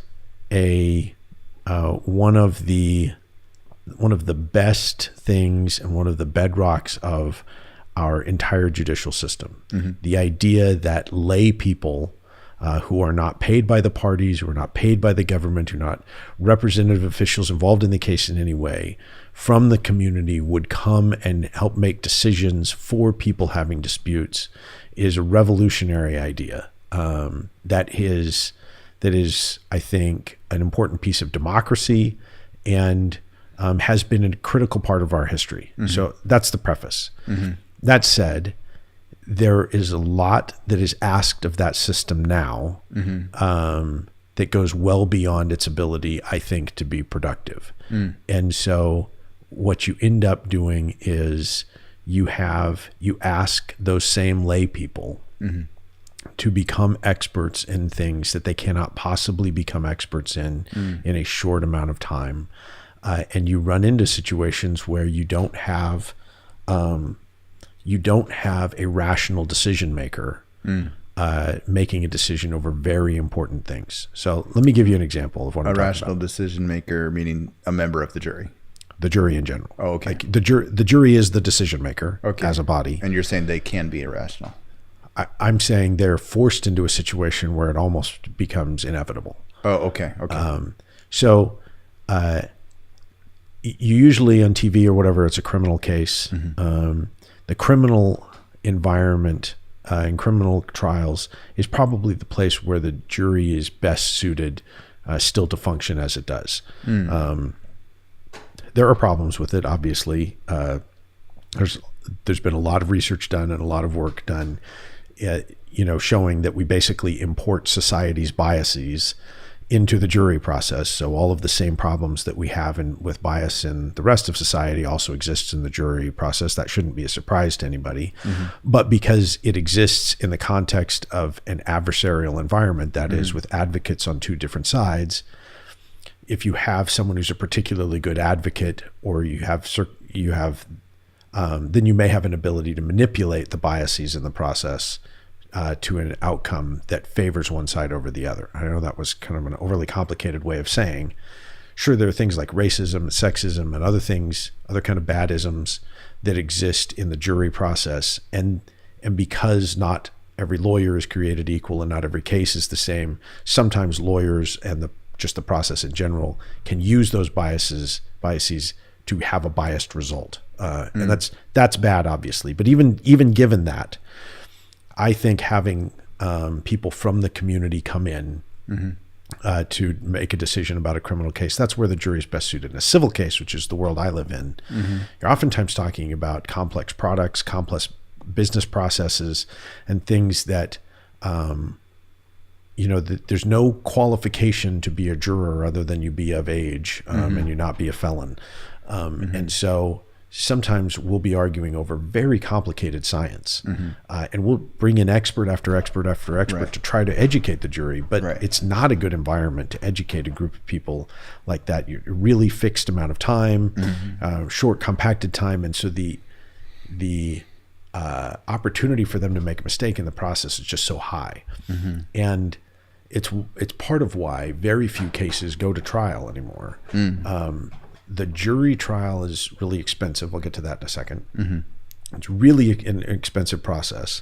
And because of the unpredictable nature of the jury, it's also a highly risky process. And so businesses, in some of their most important disputes over intellectual property is a big one where it comes up, and that fight over how close was that patent to your patent, which can make or break a business and their livelihood and all of those things. You're asking people with maybe very limited education or no education in that particular field to be told everything that you can think of to tell them that would be important, and then have them make a decision based on that little bit of information. Meanwhile, the people who really are arguing about this, who created this, have been educated their whole lives, worked their whole lives to get to a point, and now we're asking a jury to do what they've done for 30 years in 30 minutes. And it creates bad results. And it creates a system where justice isn't done. So, for example, I've done a lot of product liability work in my life, meaning that I represent companies who make things, and when people claim that those things injure them, I represent the company. And what oftentimes happen is that the fear that a jury will not act rationally, either because they don't understand the law, or they don't understand the science or the facts, or they are overwhelmed by their emotion and sympathies for one side or the other. So instead of following the law, even if they understand it, they will follow their sympathies, which happens a lot. The concern over that means that a company who has done everything right, who has designed a safe product, who has followed the law, nonetheless has to pay somebody sometimes exorbitant amounts of money. You're talking about settling. To settle a case, because they can't take the risk of putting the case in the hands of people who can't possibly get themselves educated enough. And that's not an insult. It's just, I'd be in the same position if I were on a jury. Just, there are some things that you can't educate enough to in a short amount of time, or because of the concern that they won't act rationally. One of the things I learned in law school is that virtually the entire evidence code, that is the rules that say what you can bring in evidence in court and what you can't, is designed around the idea that the jury is either too naive, too stupid, or too emotional to make a good decision if they're given all the information. And for me, if that's what you believe about the jury, then why would you want them making a decision about anything, much less the most important things in people's lives? So you have a piece of evidence that is true, you can't present it because it might sway the jury. That is what all of the evidence is about. When you watch a TV show and they say, objection, leading question, objection, assumes facts not in evidence, objection, hearsay, objection, all these things, you make those objections so a judge can decide. The jury's it's like a delicate child. Right. The jury is just too delicate and soft to actually use their own brains to figure this out. So I'll use mine and say, no, we need to shield them from that argument. The thing you just heard, you need to unhear it. There's and that you can't use that in your decision-making process. Exactly. Even as if that were humanly possible. And or even though you did hear it and now you know that was super important. Right. That's an importance indicator.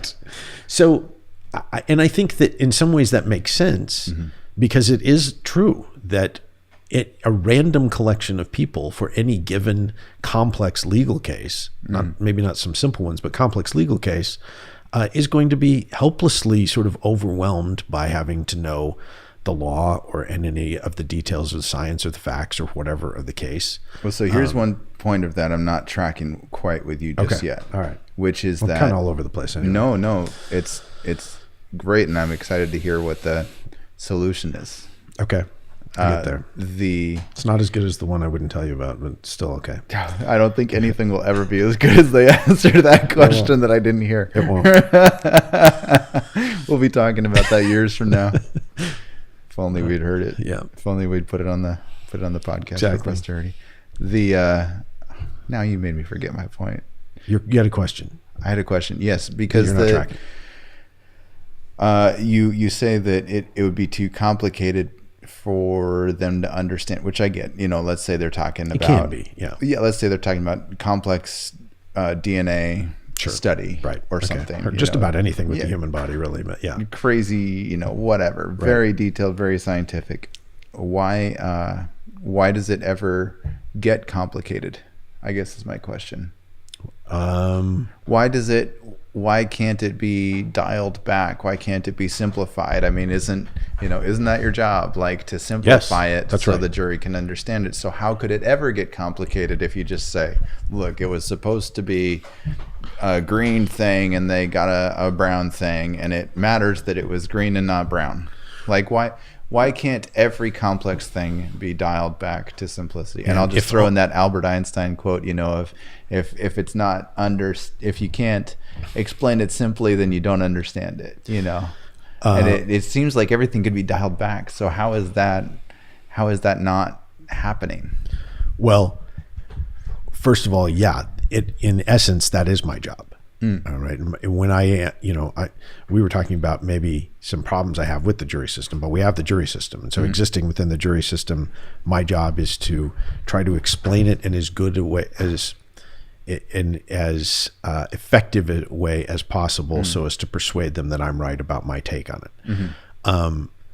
But the answer to your other question is, if that is a quote of Einstein, a lot of attributes to Einstein that I don't know, but it's probably true. I'm not calling you into question. I just don't know. But if Albert Einstein said, I didn't say that. If the quote is, if you can't explain it simply, you don't understand it. That's true. Right. And there's a lot of things that I don't understand. I'm not talking about you. I'm talking about the expert. I'm talking about anybody. There are a lot of things that just people don't understand. And the reality is that some things are so complicated that they are difficult or impossible to simplify, because when you simplify them, you lose things that are at the essence of that thing. Ooh. So, for example, I want to hear an example of that, because I can't think of an example of that. You can't think of an example of that? No. So, like string theory. String theory, sure. Right. It's theory of theoretical physics, I think. Okay. I don't know that much about it, so it's probably a bad example to pull out. But people have been studying it, thinking about it, for years, writing volumes and volumes and volumes of it. Mm-hmm. I'm sure somebody could explain a simplified version of it, but explaining a simplified version of it is going to leave out much of what is important about it. And the dispute in your case may be about those things. But then I would focus on those things. I guess I'm just trying to understand. I'm really trying to understand. Well, you're right in that. Because ultimately, I could say code, right? You're not writing code. I'm not. But if you asked me any code question, I could simplify it for you. I believe that you are confident in your ability to simplify something to be able to explain it to me. You might find that I'm a more difficult student than you imagine, but I also believe that there are certain things that are so complex that the more you simplify them, the less they are actually that thing anymore. I can explain to someone that you are a man. And that is true and simple in as much as it's an explanation. But keeping something at that high level or that simplified level removes from you most of the things that make you unique as a man, that you are different than me, for example, or other men or other people generally, or other people who have lived. And so, so that's not enough to explain Kirk. We got man. How about American man? How about Caucasian man? You're still not there, right? You're still not to Kirk yet. You're things about Kirk, but you're still not to Kirk. the things that you would have to stack about, on, though? well, just wait. The things that you have to stack on to get to a place where you're saying, that's me. That's not someone else. That's me. Would be such a complicated list, right? That to begin to remove them is to remove the thing itself. So you can simplify it. You can say you're a man, but at that point, you're no longer describing you. You're just describing one aspect of you. So if you're dealing with a really complex system, one of the things that I pride myself on as a trial lawyer is the ability to take something very complicated and boil it down. But that requires someone who is listening and can hear the things that I say and process them in a way that makes sense for the way that I'm saying them. We have to have two people to have that communication take place. And my own experience tells me that that over the course of even a week-long trial, but many trials last many weeks, that it's not simply a concept that's being explained. It's many concepts and how they fit together and how they fit together over a timeline and how they fit together and were impacted by many actors over an even longer timeline.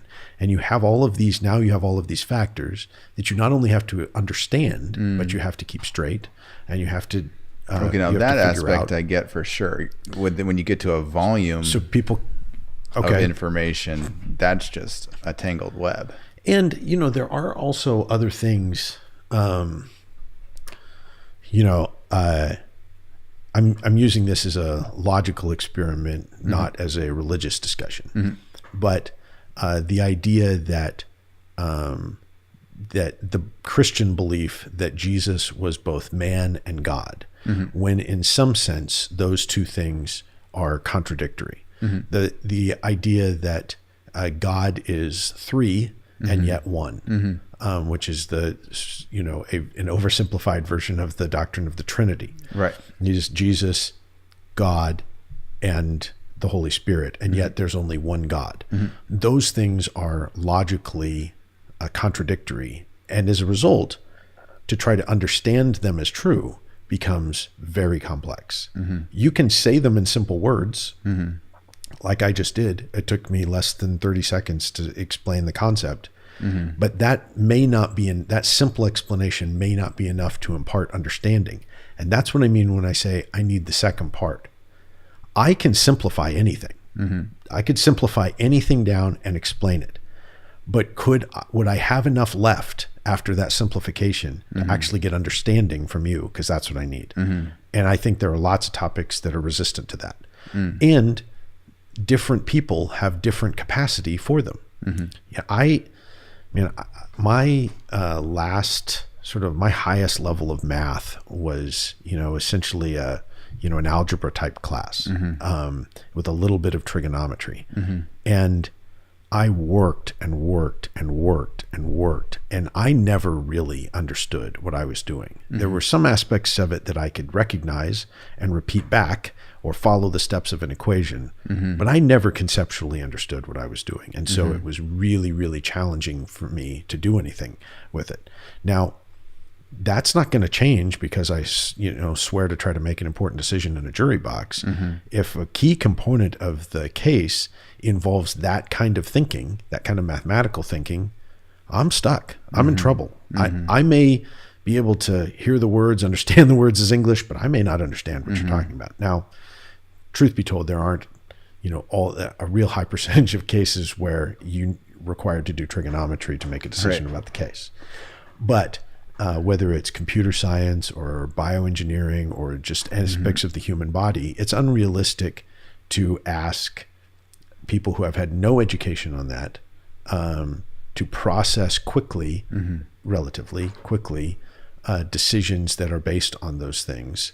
When the way they get their information, and then I think this is critical too, the way they get their information is not from an expert. It is from dueling experts. It is from one person who's going to say the sky that day was red and the other person going to say the sky that day was green. And here's all the scientific reasons that made it red, and here's all the scientific reasons that made it green. Now you decide. but you don't know. You're not the expert. You're not an expert. You don't speak that language. And so your decision is not going to be based on understanding. It's going to be based on who does a better job persuading. But let's assume it's that, sky example, right? Yeah. But the case is about, Jack stole the test tube from the lab that he wasn't supposed to. A very simple case like that, then I don't have a problem with the jury system. Okay. But anything that's much more complicated than Jack stole the test tube. So what is an example of a complicated, right? If it was that sky kind of thing, what could the thing be that the jury is deciding? Because I don't know examples. This is going to be a weird. This is going to. I don't know examples like you do. Maybe I should back off of the sky one because that's made up. But well, I don't know. Let's just have fun. Let's say it's the sky example and build a case around it being different or meaning meaningful. Let's say that someone was told to deliver a package to put it in the mail the day the sky turned red. Okay. And he put the package in the mail on Wednesday, the 21st. Okay. And you look back and the sky was not red. Then one person said the sky was red. That guy, he sent the package. He said, I walked outside, I looked up and the sky was red. Okay. And I hire an expert because I don't want him to have shipped that package that day for whatever reason. I hire an expert that says, nope, the sky was green that day. No, but what was the case? First, let's get the case. The package was sent. It wasn't supposed to be sent? Okay. Let's say... it wasn't supposed to be. Well, he wanted to send it. I wanted it sent a month later. Okay. And it became a legal dispute because it was critical to running of the business. Yeah, or something? Because I wasn't home when he sent it because he sent it earlier. And so it sat on my porch and it got stolen by someone had a name for like the people who steal the Christmas packages. But now isn't the case about this person who stole it? Right. I don't understand how it could ever be about the sky. Well, I'm suing that guy. Okay. I'm suing the guy for mailing the package too early. We had an agreement. He said, I'm not going to send the package until the sky is red. Okay. You promise? Yes. I'm giving you $5,000. But if you send that package early or late. What's at the stake? Not when it's $5 million. It's $5 million. Paying you $5 million. You ship that package on a blue sky day or a green sky or a yellow sky day. Right. You owe me that money back. He says it was red. And he says it was red. That's what the contract says, it was red. Now, where could the experts come in here? So I go to so something happens to the package. I think it's too early. I think, oh my gosh, what happened? And he goes, no, the sky was red. So I go back to my experts. I don't know, people who know sky colors. And I say, what color was the sky on the 21st? And they look and they say it was green. Yeah. And the other guy says, no, it was red. And he hires an expert that looks back and says, no, it was red. Mm-hmm. This is a really dumb example that's hard to follow through because there is no such thing. Well, I don't know. You can pivot from skies if you need to. Whatever's going to make it complicated. I'm just trying to wrap my mind around where I would need to know the complicated stuff as a jury person. All right. So let's take an asbestos case. Mm-hmm. Let's say that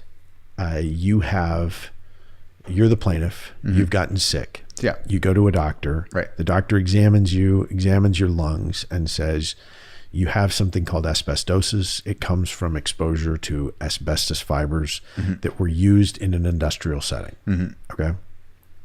So you go to a lawyer who advertises late night on TV and says, have you been injured in an industrial accident exposed to asbestos? And I become part of a class action suit with... No, let's not overcomplicate it. Let's just make it you. Okay. And you decide, hey, I didn't give myself asbestosis. I didn't knowingly or purposefully breathe this asbestos in.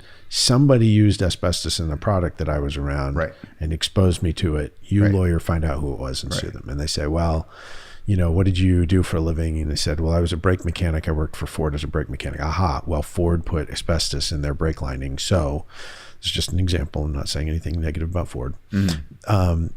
Ford used asbestos in their brake lining. So that must be where you were exposed to it and you got it in your lungs. Mm-hmm. Okay. So we're going to sue Ford. So we sue Ford and you come to court and the Ford lawyers on the other side say, well, how do we know you got it from those Ford brakes? Mm-hmm. And you bring in an expert that explains how asbestos fibers get into your body and effect damage in the lungs. And they explain that they are small enough and shaped in a certain way so they get through the natural filtering process and the silica in your nose, and if they get inhaled in the lungs, they're not something that can be processed through the lung, and so they begin scarring the lung and building up scar tissue and things like that. And we say, well, how do you know those asbestos fibers came from Ford? Now, here's where it gets really complicated. The answer to that has to do with statistical formulas, or maybe it's, and this is just their choice, or maybe they can say we can trace certain kinds of asbestos that were the same kinds used, and statistically you have to have a certain amount built up, and if he had done this many brake jobs, he would have had this breakup, and they've got to prove that by showing pictures of the lungs and explaining to someone who's never even seen an x-ray of a human lung, or what these black marks are. And now not only do you get to see what they are, but you have to interpret what they mean. You have to interpret them as scar tissue or not scar tissue. And I say this black area over here, that's scar tissue built up by enough kinds of chrysotile asbestos, which is a certain kind they use in brake pads. If it were amphibole asbestos, it would have caused a different kind of mark on a different place in the lung.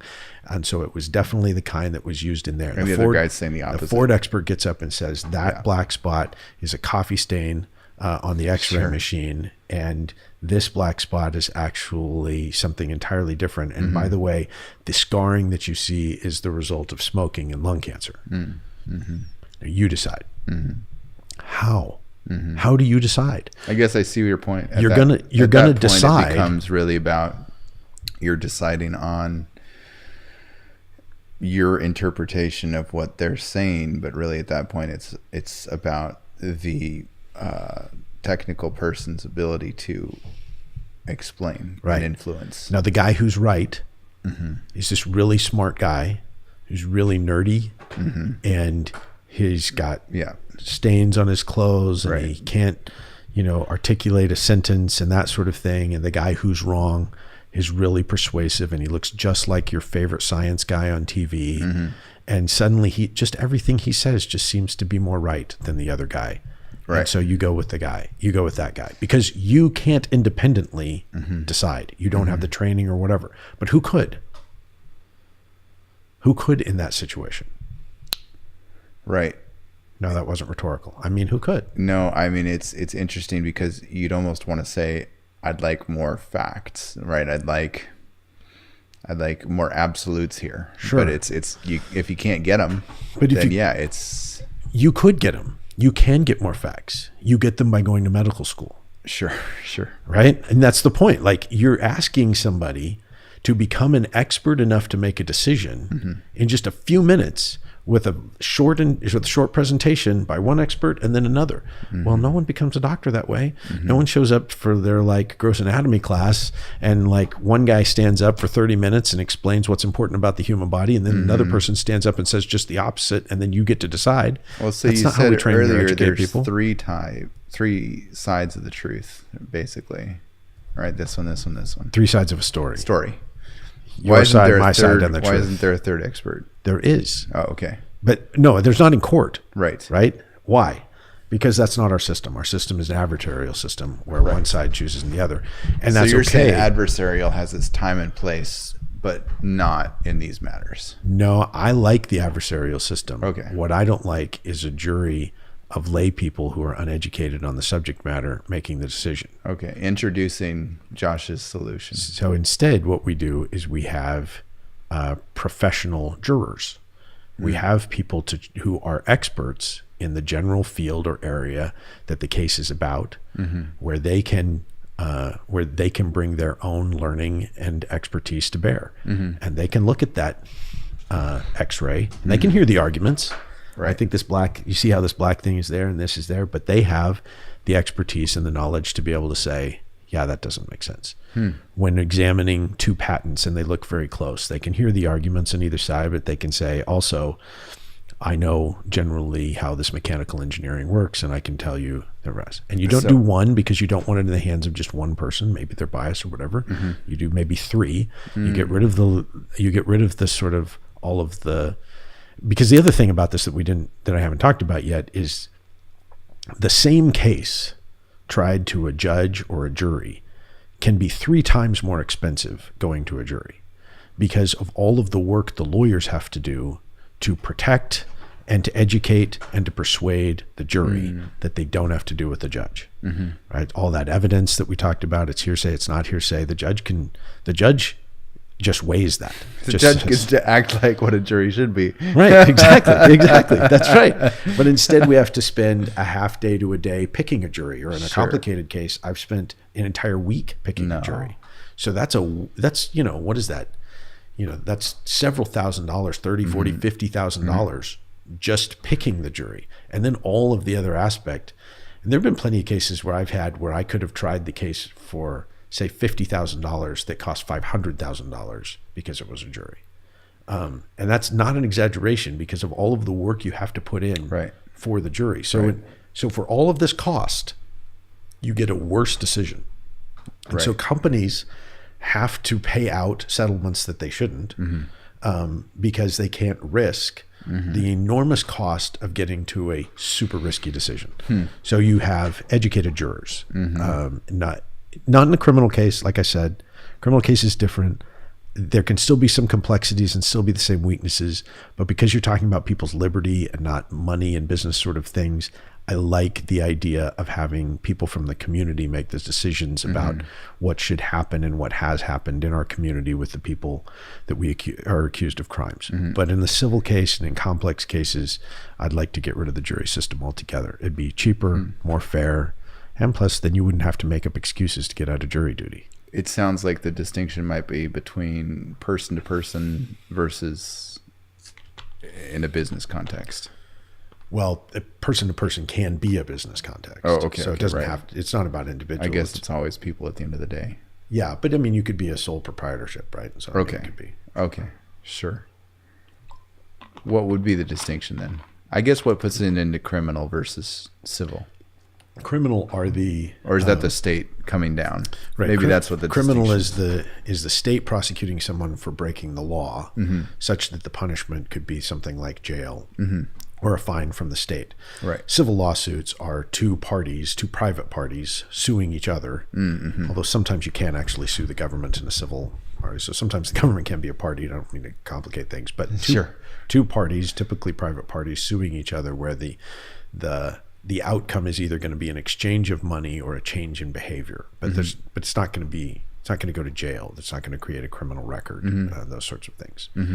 Criminal stuff, assault, someone punches you, murder, that sort of thing. Sure, let's have the community judge that. A dispute over a complex patent or the inner workings of the human lung. Let's have some people who are educated in those things make those decisions. So to implement that system, there would have to be almost a prior agreement about where the issue is, right? Because there'd have to be some argument about that. If that's going to be the arrival point, that you're going to have the contentious discussion, then the applicable experts need to be in that field. That's right. And we do this, by the way. Businesses have already, I'm not the first person to have this idea. Businesses already do this. They call it arbitration. So with their contracts, they opt for a different sort of legal dispute process. So instead of going to the court and a jury, they put an arbitration clause that requires 3 arbitrators educated in this or experienced in this area or something like that. So businesses can sort of opt into doing that as long as everybody agrees at the front end. Right. What do you think? So you're saying this exists in arbitration, but it just doesn't exist beyond arbitration. Right, because the court system is different. You can have the judge do it, but they're not necessarily educated in your area either. Otherwise, you get a right to the jury. And usually, one side of a case believes that a jury is to their advantage. And usually that's the side that believes that they need help manipulating the truth. And so they're hoping that a jury will be less educated and more emotional, and which again tells you something about the process if that's the strategy of lawyers. You've got twisted incentives there, right? Now you're going to see who can put on the best play. Yeah, it's not about the truth at all. That's right, exactly. Which is in some ways good for lawyers. I just think bad for America. So it's good for me because because I ultimately then have a say in the outcome of a matter. And so who you hire to be your lawyer really matters, because more than just what the truth of the matter is or what justice would be in an objective sense, you're not looking for truth and justice. You're looking to win your side of the argument. So you need to find someone who's going to win going to do a better job advocating for you than the other side does for them. Interesting. Is there any chance that could be changed or will be changed? No. Nah, it's too much of it's too foundational to what we expect out of the justice system. It's one of those things like the First Amendment's freedom of speech. It's sort of at the core of who we are as Americans now after this many years of history. And it was put in for good reason. It was set up so that a corrupt or biased government, couldn't manipulate the system, and you could be sure that if some important decision needed to be made for you, you could have people in your community make that decision. That's why you hear the term jury of your peers, which a lot gets made fun of that way, saying, well, those aren't my peers, the people who, don't have a job and so they can sit on jury duty, those aren't my peers. But that's not really what it means. It means it's supposed to be sort of people who are representatives from your community, get to make the decisions on the important things that happen in their community. It's a nice idea. It's just as the world has become more complex, it's become less and less effective. Well, it's just so interesting because what you're talking about is not black and white. Right. Like that X-ray thing that's not black and white. I don't understand. See, I the world that I live in most of the time is everything is very crystal clear, very transactional. So it's there's not much blurry. You type something in code and you know exactly what's going to happen because that's more like you type something in code and when you save it in a specific way, there is a unique identifier of that exact single change. Yeah. That exists forever. You can travel back in time to that specific thing, and everything that existed at that point will be exactly as it was when you made that change. And there's not a different way to interpret it. Right. It is what it is. Right. The time's not open to interpretation. Yeah. What happens not open to interpretation. It's very objective. It's the practical application of mathematics. And I think it boils down to a concept of, at least in my world, the computer is always right. Right. You're always wrong. The question is, how frustrated are you going to get in the process of figuring out how you're wrong? And so, it's like you type something and it says, I'm not going to do what you want. Let me try this. I'm still not going to do what you want. How about this? Oh, it's doing what I want a little bit. Let me expand that and grow that. But the whole point is, when you're developing, like, you're always wrong. Yeah. The computer is always right. And it's just a matter of maturing that. And so, but I think in your world, it's a different, just completely different construct. It's something where, I guess it almost feels like living on water. There isn't really a right or wrong. It's just everything's kind of moving. Everything is fluid, and the outcomes are absolute, right? Those get documented and enforced. But I think this is at the core why people have such a discomfort and often dislike for lawyers, because the world you described is very comforting, right? I know where the lines are. I know where the walls are. It's very predictable. If I do this happens. If I do that, this happens. And it happens every single time because there's some objectivity to it, right? And the world, like you said, in the legal world, it's all a mess, right? It's it's one lawyer saying another thing and this lawyer saying another thing, and who do I believe and what does it mean? And he sounds right on this case, but then he sounds right, and it's a mess, right? So I think people generally like bright lines and black and white. They prefer to know who's the good guy and who's the bad guy. And the more you start to show that their good guy has some bad parts and their bad guy has some good parts, the more difficult it is, the more uncomfortable it is, the more the more they will push back against it. We see it in the political arena all the time. There is no nuance. There is what you believe, and if it's different than what I believe, then it's wrong and I'm right. And there isn't really, sometimes you can compromise a little bit, but really it's about drawing lines and safe places. And we try to do the same thing with the rules of our lives. We prefer, at least in Western culture, an ethic that is built around rules that have predictable consequences, and that we can know where we are, know that we're in good standing, know that we're following the law, that kind of thing. The problem with that is, in my opinion, is that that's not actually how humanity operates, not with itself and not with each other. And what I do is as messy like humanity is messy. Now, there's another aspect to it too, right? It's not just the mess that makes people uncomfortable. It's the sense that somebody, oftentimes through the lawyer, is manipulating that mess for their own personal gain, because that's exactly what's happening. That's that's not a very nice way to say it, but that is what's happening. You've got a mess, because if it's a bright line, if it's clear, there's nothing to fight about. There's nothing to argue about. So there's a mess.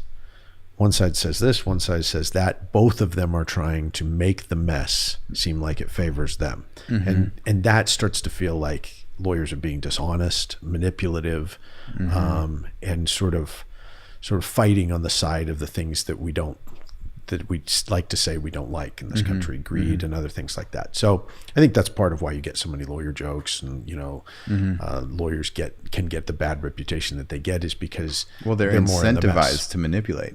I mean, that's the whole point of the adversarial system, is that's right, a mutual incentive to manipulate to your advantage. Exactly. And so it's bringing out, perhaps you could say, conceptually, the worst in both sides. So is there a model where you bring out the best in both sides? Well, this is the proponents of the system would say this is it, right? That the sort of the fight is what brings out the truth. It because every time you say something where you're trying to manipulate the mess, I have an incentive to call you on it and clean that up. And then when I do it, you call me on it, and we sort of shave those pieces off, the manipulation and the lies and the distortion, and what we're left with is the truth, and that's what is recognized by a judge or a jury. They say, aha, there's the truth. But the problem in practicality is that I'm better at shaving the mess away than you are. So I say some mess, you don't even recognize it's mess. You don't shave it away, but you say some mess and I shave it away. So pretty soon I've got my side still intact. The jury sees that and says, aha, that's the truth. That's not the truth. That's my version of it. That's what my side wants. And we have ethical rules around, not lying. But like you said, those are obvious. Like that. So the things that are subtle or unnoticeable, or right, those can really slip through, obviously. Yeah. Like, as is the case with any persuasion, any attempt to persuade, you're going to try to put the facts or put the information in the light most favorable to your side, and try to hope that whoever you're talking to adopts that. What were we talking about? Well, we were talking about the way that things can move to one side or the other in the adversarial process. So basically it's bringing out the worst in both sides, right? They both have an incentive to, be the worst that they can to get the job done, or the right? best. Within the ethical constraints, but to manipulate things in such a way that, and obviously if you can manipulate things, using the truth and using good practice, that's ideal. But this all comes down to the specifics of the lawyer, right? What and the case. Are they willing to do? What are they not willing to do? And the specifics of the judge, what are they willing to allow in the courtroom? That's right. And so, and most lawyers that I know are actually highly ethical people. Right. That take their ethical rules very seriously and try to live within them the best that they can. It's just that the nature of their profession is they are paid to be biased, right? So they are. If I'm representing you, I'm not fighting for truth. I'm fighting for you. Truth isn't paying me. You're paying me. And so I'm going to try to create a situation that benefits you. So long as it doesn't violate the law or violate my ethics, I want you to get the best outcome. You get in a dispute, you injure yourself, and I'm representing you against the person who injured you. I don't want to figure out what a fair amount of money for you to get is. I want you to get the most possible. It's his job to figure out not what fair is, but to you to get the least possible. So the belief is that if both of us fighting, one for the most, one for the least, we'll meet in the right place. Yeah. But that happens in theory, not in practice. Right. Yeah, and you've done a fair amount of thinking of the adversarial system, of course. I've thought about it a little bit. Yeah, well, I've lived in it a lot. We probably both watched a lot of TV about it. There you go. But is there a way to design a system that's different? Is there a way to transform it so it's bringing out the best in both? Here's an example. Okay. So just tossing something out there to even just break the ice on the conversation. All right. What if the challenge was that you have to represent your opponent's position? So it's the adversarial process, but you have to represent the other side. Yeah, I'd just do a bad job. Make sure my side wins. Yeah. But what if they were just doing a bad job? Then we would just be doing the same thing in reverse. That's true. So you're just saying it's just a complexity to the adversarial system. It's one step removed, but it's the same You issue. get to the same place. Okay. Fair enough. There probably are ways to do it, but anytime you have a dispute, there's going to be some element of it present. Actually, I've got an idea. Great. Continue, go. Nope, you go ahead. Really? I want to hear your idea. So I know how it would work in the code community. Okay. Which could be a good model. Okay. Maybe this is the meeting of law and code. Okay. All right. Sounds like a good show. The meeting of law and code. No, not the meeting of, but law and code. Law and code. Yeah. All right. It's right. like, so they get on computers. It's like and Jake Law and Frank Code. There are two cops fighting against the system. No, they're not both cops. Oh, right. And they don't have the last names of this show. Josh, why'd you have to take it back to the 80s? And sorry, I thought I was writing a TNT show. We're not there with Magna PI or anything. No, the maybe in law and code, they get behind their computers. Yeah. And then the lawyer comes in and says, we can't arrest him. It's going to give be me more. A gripping TV show for sure. See, this is why they don't make shows of what real lawyers really do, because it's like that. No, give me more. Some guy at a computer. I'm hitting the keyboard as hard as I can. The letters aren't changing. Okay. No, but I do. So what happens in code? I do actually have something that could be compelling. Okay. I'm very interested to hear your reaction. And I can't wait. Truly. There's a lot of buildup. This is. I'm being serious. Well, President, this could be the new revolutionary adversarial system founded right here. Yeah. Make sure this gets copywritten. So, a good model could be,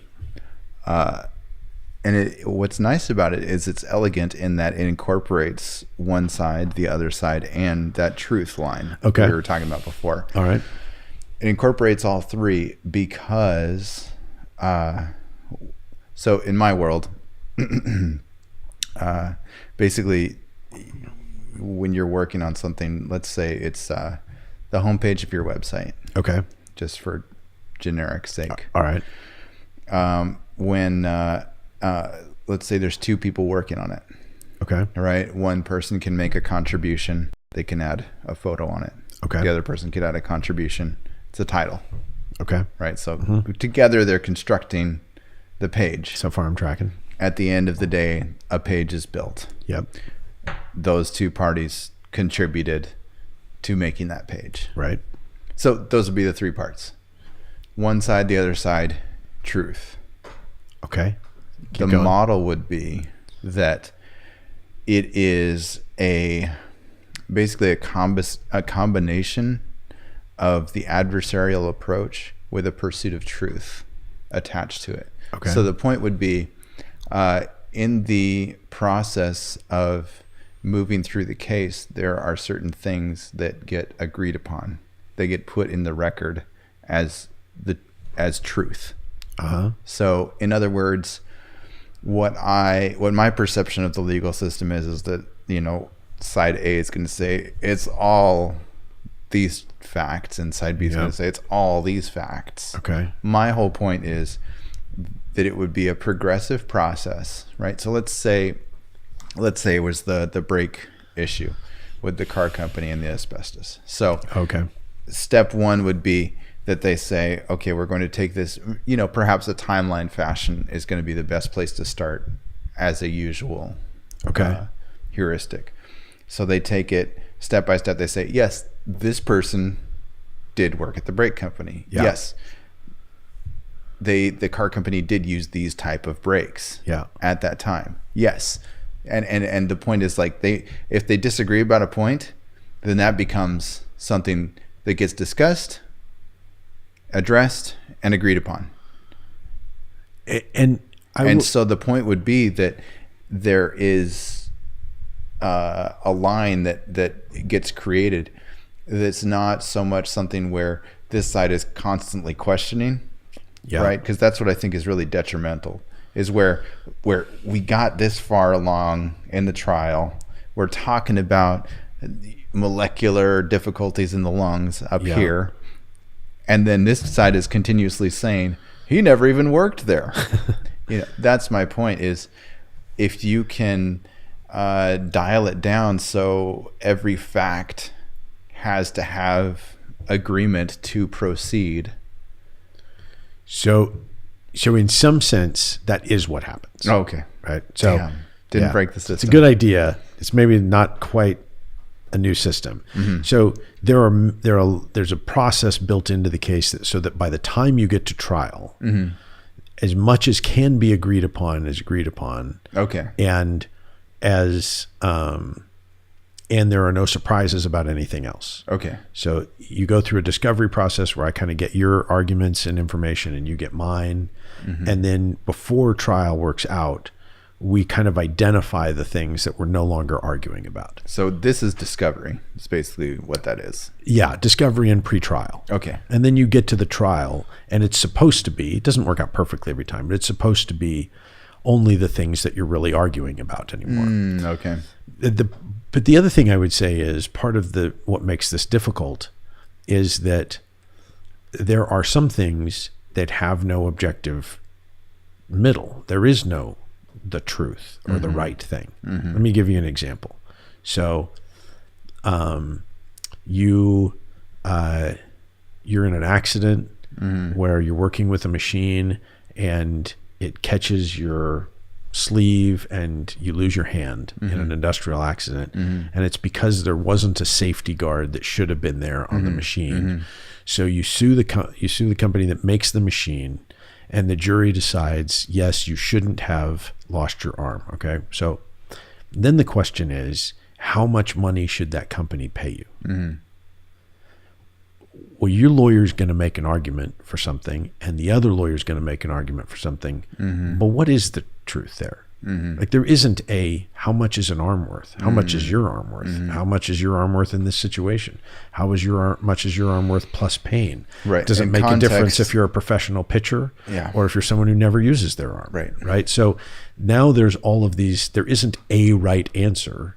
There have to be people just who make a decision about what the answer is going to be. Mm-hmm. So part of the other problem, so part of your idea is in place, and the other part, but the problem with the rest of it and following it all the way through is there are always going to be some things, maybe not always, but there are often going to be, in cases, some things that just don't have an objective right answer. There's not like, you can reference, okay. you can't ask God for the answer of what is a right arm worth in this for Kirk at a 25 or whatever. Mm-hmm. I guess the way I was thinking about it in the process is that there might be even like a collaborative aspect to it as well, where you're incentivized by your ability to build the truth. So the closest thing maybe that we have to that I can think of is more like the mediation process. Mm-hmm. Where you have somebody in the role of a mediator mm-hmm. who tries to get the parties to come together, mm-hmm. find common ground. Right. And they're working to find a solution, right? And that mediator's job isn't really to find truth so much, or justice, or what's right, as much as they are maybe something to those parties, something more important, which is something that resolves the dispute in a way that they can accept. And so that is a much more collaborative process. And depending on how a mediation is run, and there's a variety of different ways to do it, everything from a kind of very collaborative business mediation that hopes to not only resolve a dispute, but continue to allow people to progress in a business relationship, or maybe even strengthen a relationship, all the way to a lot of legal mediations where it's simply, let's just try to get it resolved where everybody's unhappy equally, but we can go on with our lives and not have this dispute. But that tends to try to take the adversarial process and make it more collaborative. And I think there's there's a massive trend toward that, has been for the last, probably at least 30 years, continuing on, where people try to resolve their problems that way rather than just duking it out in court. And to clarify, I do think that everything that's established today, I'm a huge fan of organic processes, and I put legal squarely in the, organic processes. Yeah. So I believe there is a solution to all of these things, and we have arrived at what is best. I'm just curious how it could be better. I don't know if it can be. Yeah, I don't know if I think it can be. I mean, your point about the dollar amount is genius. How could you write? Because here's the thing: the moment you put a price tag on an arm, now that becomes a business decision. Where a company could say, 50 people will lose their arms, but it's worth it. Companies have made those decisions. But how, the Ford Pinto case was an example of that, where they found records where the company had actually tried to determine how likely the company, the accidents were and what the results would be. And they got in a lot of trouble for it. I watched a news thing about, what do they call it? I guess they call this one area Kidney Town for selling organs. Oh, geez. Yeah, because basically everybody in the city sells a kidney. It's just kind of what you do. Right. And then, I think there were other things that were difficulties around it, including lending that was associated with all of that as well. So it's basically like this whole town is people without kidneys and in debt. But that's something where there's a kidney has a price tag with market value. Right. And all body parts do. They actually, like insurance companies, oftentimes have sort of sheets. Oh yeah. That kind of say, based on sort of what juries tend to award and things like that, they can calculate, the age and the, the profession and all of those sorts of things. So, and do some math around averages and things like that. I think though, the bottom line is what's good about our system of justice, not just the juries, but just the way we do things, where we let a group of people look at an individual case on its individual terms, as opposed to applying a strict law that applies to all cases, is that the thing that will make the system the best is also the thing that will make sure it's never perfect. The thing that makes the system the best is when people are allowed to use their human judgment to evaluate the circumstances. And because that human judgment is at some level always going to be flawed, it will never be perfect. So you don't want to say all arms, not to use a grisly example, but all arms are worth $1,000 or all arms are worth $1 million. Because there might be some circumstances where it's worse or better or whatever. And so what you want to do is you want to allow people to make those kinds of decisions, not necessarily a jury of lay people, but you want to make people look at the circumstances of this case. Well, this was a 6-year-old. Well, this was an 85-year-old. Well, this was a professional pitcher. Well, this was a guy who already had this cerebral palsy and couldn't use his arm. Is 10 people. This company is 100,000 people. Right. So you look at all those things and then make a decision based on their own judgment and experience. And that's, I think, as good as you're going to get. It also means it's never going to be perfect. Maybe there are things you can do to improve it. But human judgment is our greatest strength, but always flawed. I don't like it. I don't like it. Well, good. That's fine. I want objectivity. Let's make it better. I want something more. Yeah. So, I mean, exploring that arm thing, for example. Let's say an arm is worth $100,000. Okay. A company is never allowed to remove people's arms without their consent. It can't be like, well, I'll give you $100,000 and I'm taking your arm whether you like it or not. Well, that's a different thing. I would think that that's okay. A person can make those decisions, but that's a different story. I think a person is allowed to do what they want to do. But let's assume that arm's worth $100,000. Okay. Just, I don't know what we're talking about, maybe market value or whatever it might be, or perceived value or something. All right. Liability damage. Okay, let's say the courts let's say there's a legal agreement maybe that's the price. I'm not sure. We just added it to the Constitution. An arm lost is worth No, but I don't want a registry of every single thing and the cost of it. It's completely changing.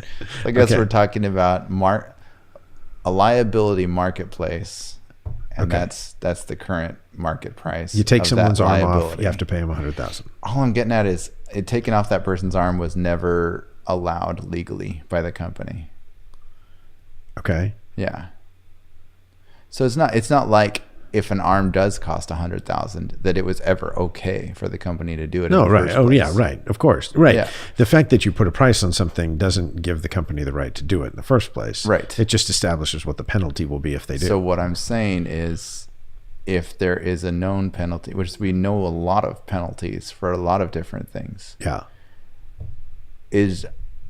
Would your assertion be that having a known penalty increases incentive to do that given resources?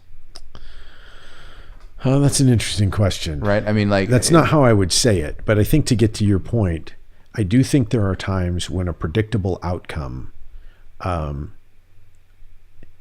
allows people to calculate the risk in a way that make them more comfortable taking the risk. Yeah. So that's a great way of putting it. It's if you know this is the limit of your risk, sometimes you're willing to take that risk when, if you don't know what it might be, good night, a jury might come back with $1 million or $10 million or $1 billion. Well, maybe you're more careful because that risk scares you more. So maybe, I don't think it's really like knowing it incentivizes you to do it, but knowing it may make you more comfortable taking the risk. Well, if it increases your comfort level, then that is an increase in incentive. Right? Because incentive is two things. It is the ability to want to do something. It is also the ability to not want to do it, right? It's an adversarial system in and of itself. So that the ability to have more comfort doing things increases the incentive to do that thing, even if you may not necessarily have the intention of moving forward with it. Well, I think we're probably headed to the same place with a semantic difference. Okay. I think that you're right. You're probably going to say it better. No, I don't think so. You're so articulate. I love it. But I do think that I do think incentive is separate from deterrent. Certainly reducing a deterrent may increase an incentive, but not always. So for example, if my incentive is to make money, removing that, quantifying the risk may remove one of the deterrents. But if it doesn't also make me more money, it may not increase the incentive. Does that make sense? Kind of. I mean, I do think you're right in that it is a semantic thing, but I guess I see incentive as a spectrum. I think we're saying the same. I think we're saying the same thing. I think you're saying at the neutral point, you're saying everything below is detriment, everything above is incentive. No, I'm saying that they are related, but they're not that related. Okay. They're not that closely related. They impact each other, but they're not that sort of one for one opposing force. I would say incentive is because, for example, I may have a deterrent Mm-hmm. to punch you in the face, right? Like, you won't like it. There could be blood. I could get blood on me. It would probably disappoint you. Right. Your wife would be mad. Right. She seems really fit, so she could probably beat me up. So that seems like a bad idea. She's a black belt. I could go to jail. Is she? No, so not I didn't even know that. I didn't even know that, and I thought she could beat me up. But I could go to jail. Right? There's all kinds of deterrents, but I have no incentive. I think it doesn't do me any good to punch you in the face. So if you removed all of those, if you removed all of the deterrents away, I still wouldn't punch you in the face because I have no incentive. Your incentive has increased. No, I have no more incentive than I did before. I have no reason to punch you in the face. It may take less incentive for me to actually do it. Right. But that doesn't mean I have it. I don't have any incentive to punch you in the face.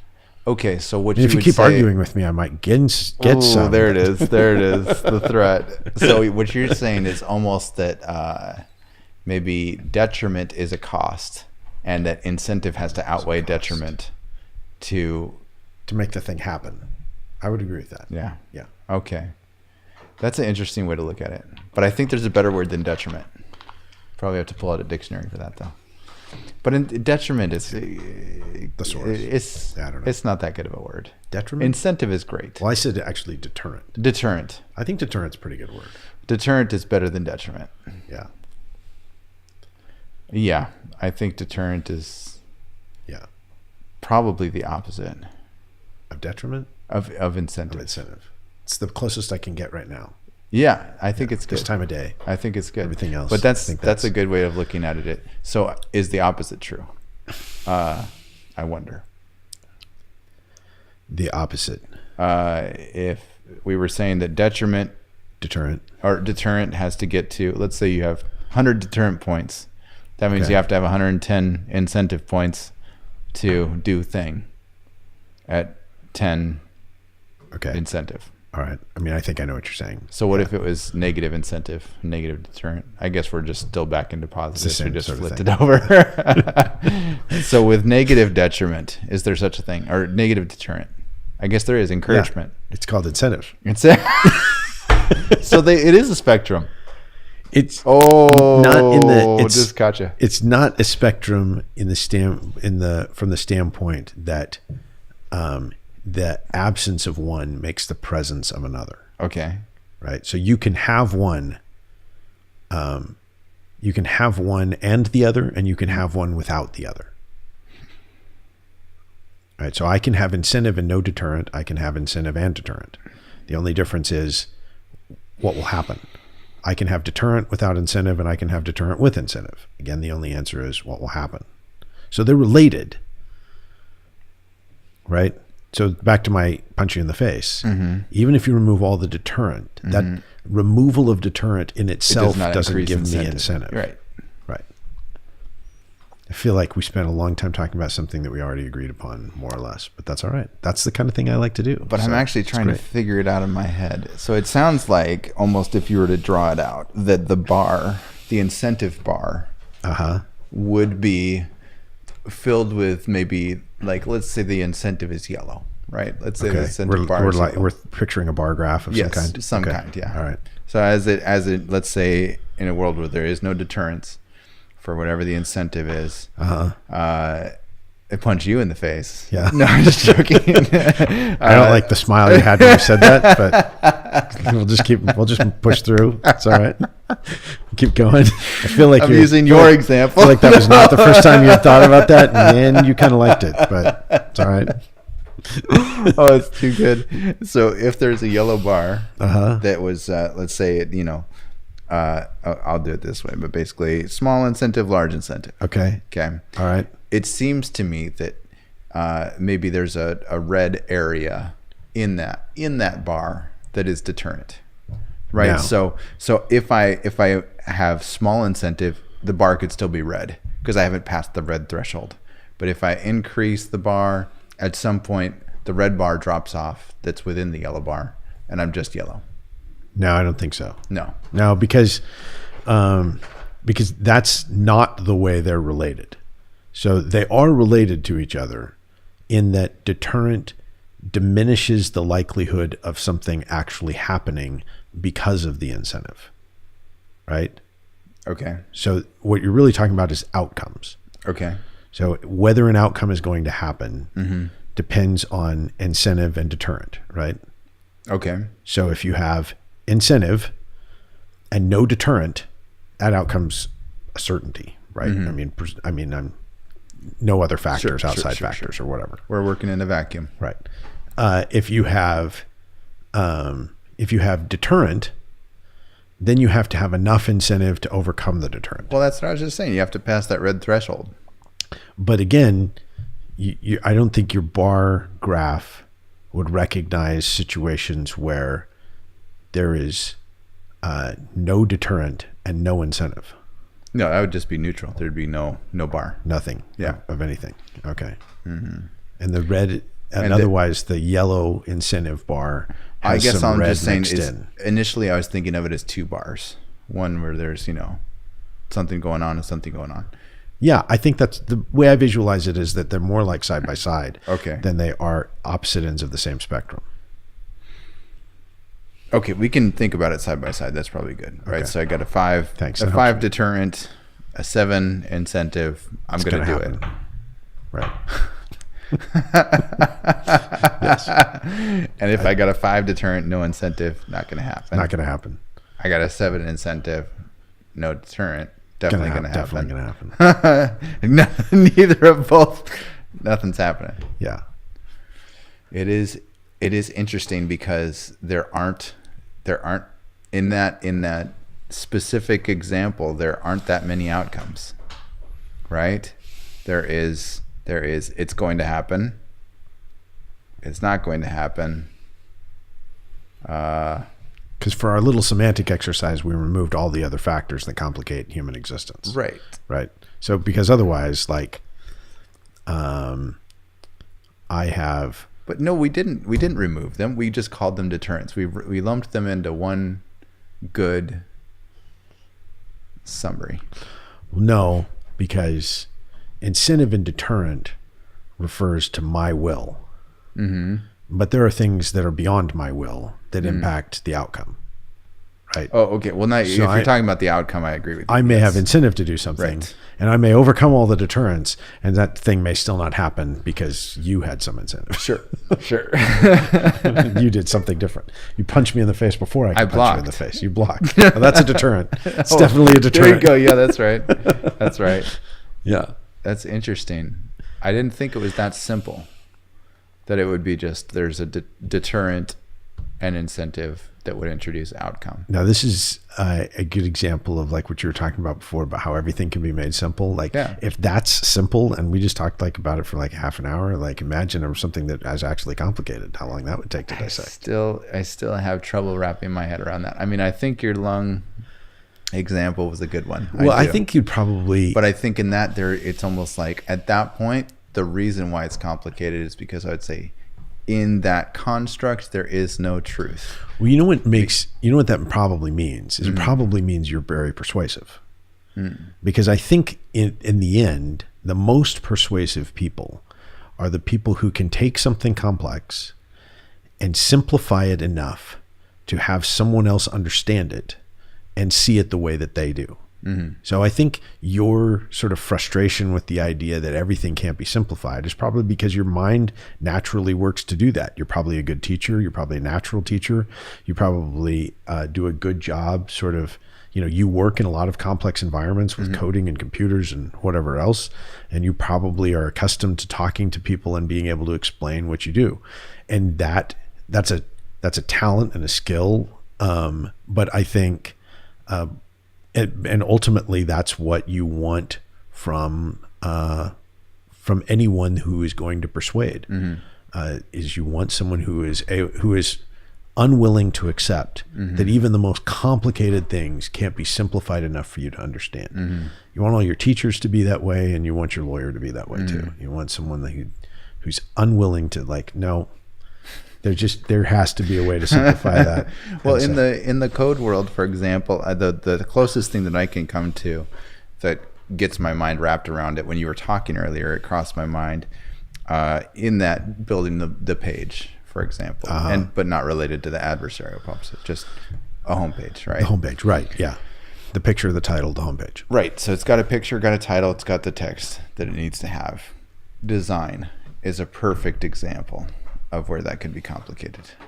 Because somebody could say, no, the design has to look this way. It needs to have a Roman influence, or the design should look modern. Yeah. And or that's what you want. Just like what I would say, looking at it, which is like, nah, that's not quite right. Right. It needs to be a little warmer. And I feel like that's a really good place to think about that concept is in the uniquenesses of design. But even in design, what I can start to say is what's the driving force, though, right? What is the incentive that we want our user to have? Well, we want them to hop on the phone with Josh, so we want that phone number to stand out. So does this design make the phone number stand out, or does it not? Right. And then somebody makes the argument, the phone number needs to not stand out and not be prominent. It needs to be a little more subtle, so that way it's a little more professional. And so what you're doing is, what you've recognized, I think, is the creative aspects of it, the design aspects, is actually a very complex combination of thoughts, ideas, processes, whatever. And so what you're doing is beginning to break them down and simplify them, right, into specific areas. What are you trying to accomplish, or how does this make you feel? Why does it make you feel that way? And things like that. So I think you're doing the same thing. It's just you've identified something that's a really complicated one. The reason I said what I did about persuasion is I think a lot of people allow themselves to get stuck at that level. When they reach something complicated, they sort of throw their hands up and say, so, you might say, why didn't you like the movie? I don't know. I didn't like it. Why not? Just made me feel bad. Yeah. Well, why? I don't know. Something in my gut, right? And so most people will stop. But if you want to try to convince someone it was a bad movie, maybe a bad example. And they might tune out at that point. A bad example, yes. Okay. If you want someone to is that you telling me you're tuning out right now? No. Okay. If you want to convince someone it was a bad movie, then you don't stop there. You say, well, I didn't like it because, I think the music actually distracted from the dialogue, and they were trying to tell the story through dialogue, but in reality, the music was so loud. And that's why I think it wasn't a well done movie. Right. And then all of a sudden, because if I just say I didn't like it, you're like, you didn't like it. I liked it. What's the difference? Right. But if I can start playing, then you start thinking, the music was too loud. Right. Or you make your own judgment about the music. But that's my point. Yeah, you make a good point. Some people like to dissect things, other people don't. That's really true. Yeah. Movies especially. I've learned that because I'm a movie dissector, and I've learned that I have to not dissect movies out loud until I'm invited to. Because a lot of people, there's some people are like, that's just a nerdy, dumb thing to do that I don't want to do. Right. And then for some people, it's even worse. They're like, you're ruining the movie. Right? Nice. I loved that movie, and I'll be like, but the lead actor was so cheesy and it was so predictable. And they'll be like, well, now I'm thinking about how cheesy he was, and I just had a good time in that movie, and you're ruining my good time. Oh no! So if you're a movie dissector, wait to be invited. Right. To dissect the movie. Otherwise, I speak from experience. There's a PSA for everyone. Yes, exactly. That's a dissector. Especially anyone in a romantic relationship. Nice. Make sure your significant other invites you first to start dissecting their favorite movies. I think that goes with any dissecting of any kind. Some people are and some people aren't. Yeah, that's true. There's certain people like to dive into topics a little bit more and understand what constructs them. Yeah. I was talking about this before actually with a buddy of mine named Amos, just maker mindset is kind of what it was about. Shameless plug. Amos has a Kirk Live podcast episode. Oh yeah. Recommend everyone listen to it. Yeah. Go ahead. No, that's where we talked about it. Was on the show. I haven't heard it yet. That's fine. I'm sure it was great. But that was, I've met Amos, seems a great guy. That was the thing, is it was the maker mindset. That was the whole point. Oh yeah. It was like, and I would say that a willingness or a desire to dissect something is kind of a maker mindset kind of thing. Interesting. But we were trying to figure out what the opposite of a maker mindset was. I don't know. What do you think my mindset is? I think it's the opposite. What do you mean? You're a maker. I'm not. How are you not a maker? What do I make? I don't make anything. No, maybe not with like noise, tools or ideas, something. Messes. No, but you're willing to dissect and construct, right? You just constructed or at least worked on a new jury system. Yes. For me, though, I think of, at least as it's used in common parlance, I just wanted to use the expression common parlance. Oh, is that a thing? I don't know what that is. I think that's a thing. Ironically, it is no longer common parlance. I'm having a little nerd moment here. Okay. It just means like common speech. Okay.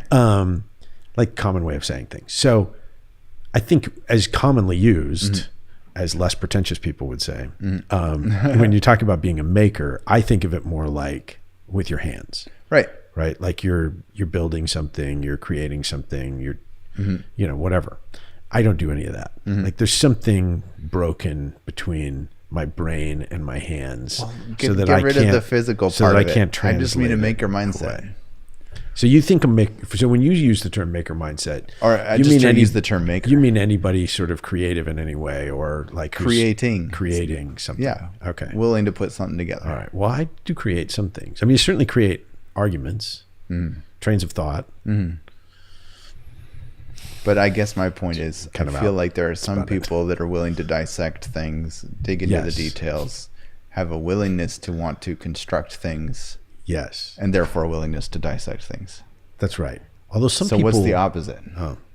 That's what I'm trying to get at. Okay, well, here's the question then. Is the opposite of someone who's constructing someone who's deconstructing? Because you said those are two related things. Yeah, I would say that deconstruct they are. And that's part of the creating process. I would say part of the thought process that we were discussing before was producer-consumer differences. So someone is producing, someone is consuming. What would be the opposite? I don't know. I mean, that's a pretty broad definition of making, so I'm not sure. But then the thing is, if you get very good at consuming, now you're curating, now you're making, right?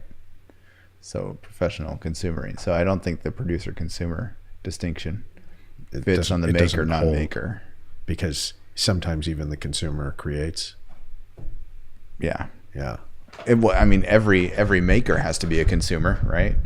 To use your example, I was working on the engine. I needed the wrench. Yeah, right. Which wrench is best? It's probably true. You either have to, or you have to make it.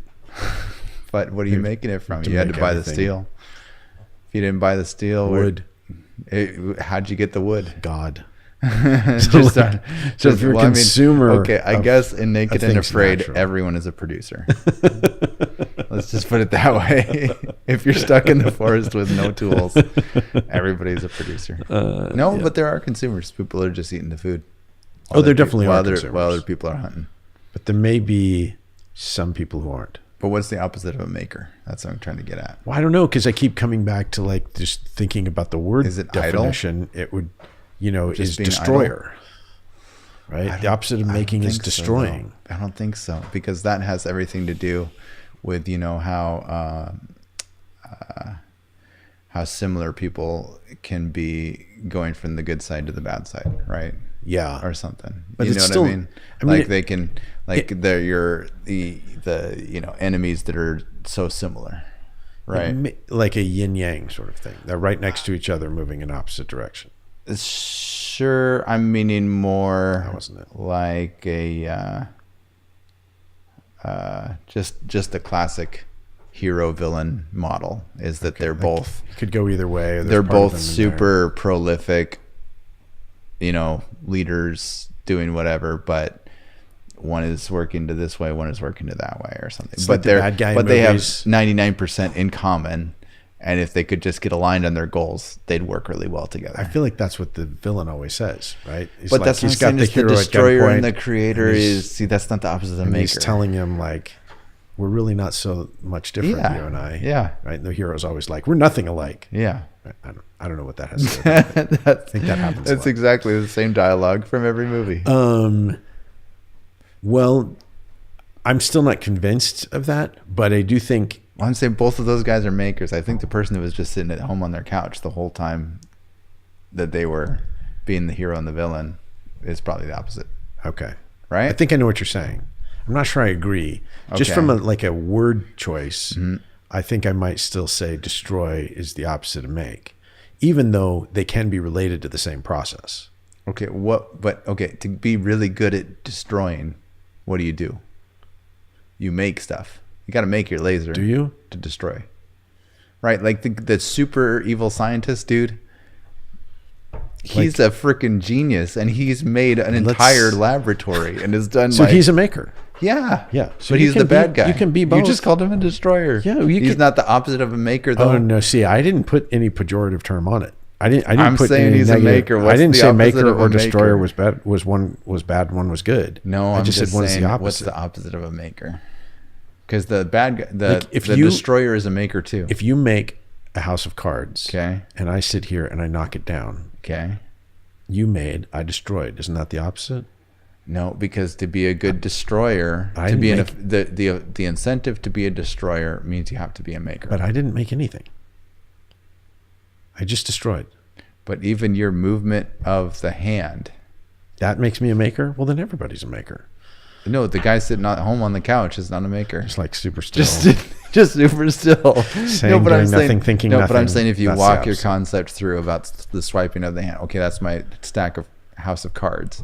But what about, my steel structure? Well, now you got to become a better destroyer. So now you got to learn how to make a jackhammer. But that's not aimed at the ultimate definition of the word. That's just a matter of degree around it. So at that point, you're saying the opposite of a maker. Well, it could be a bad good maker. Destroyer. Like no, I'm a saying good destroyer is a maker. A bad maker and a bad destroyer are a good pair.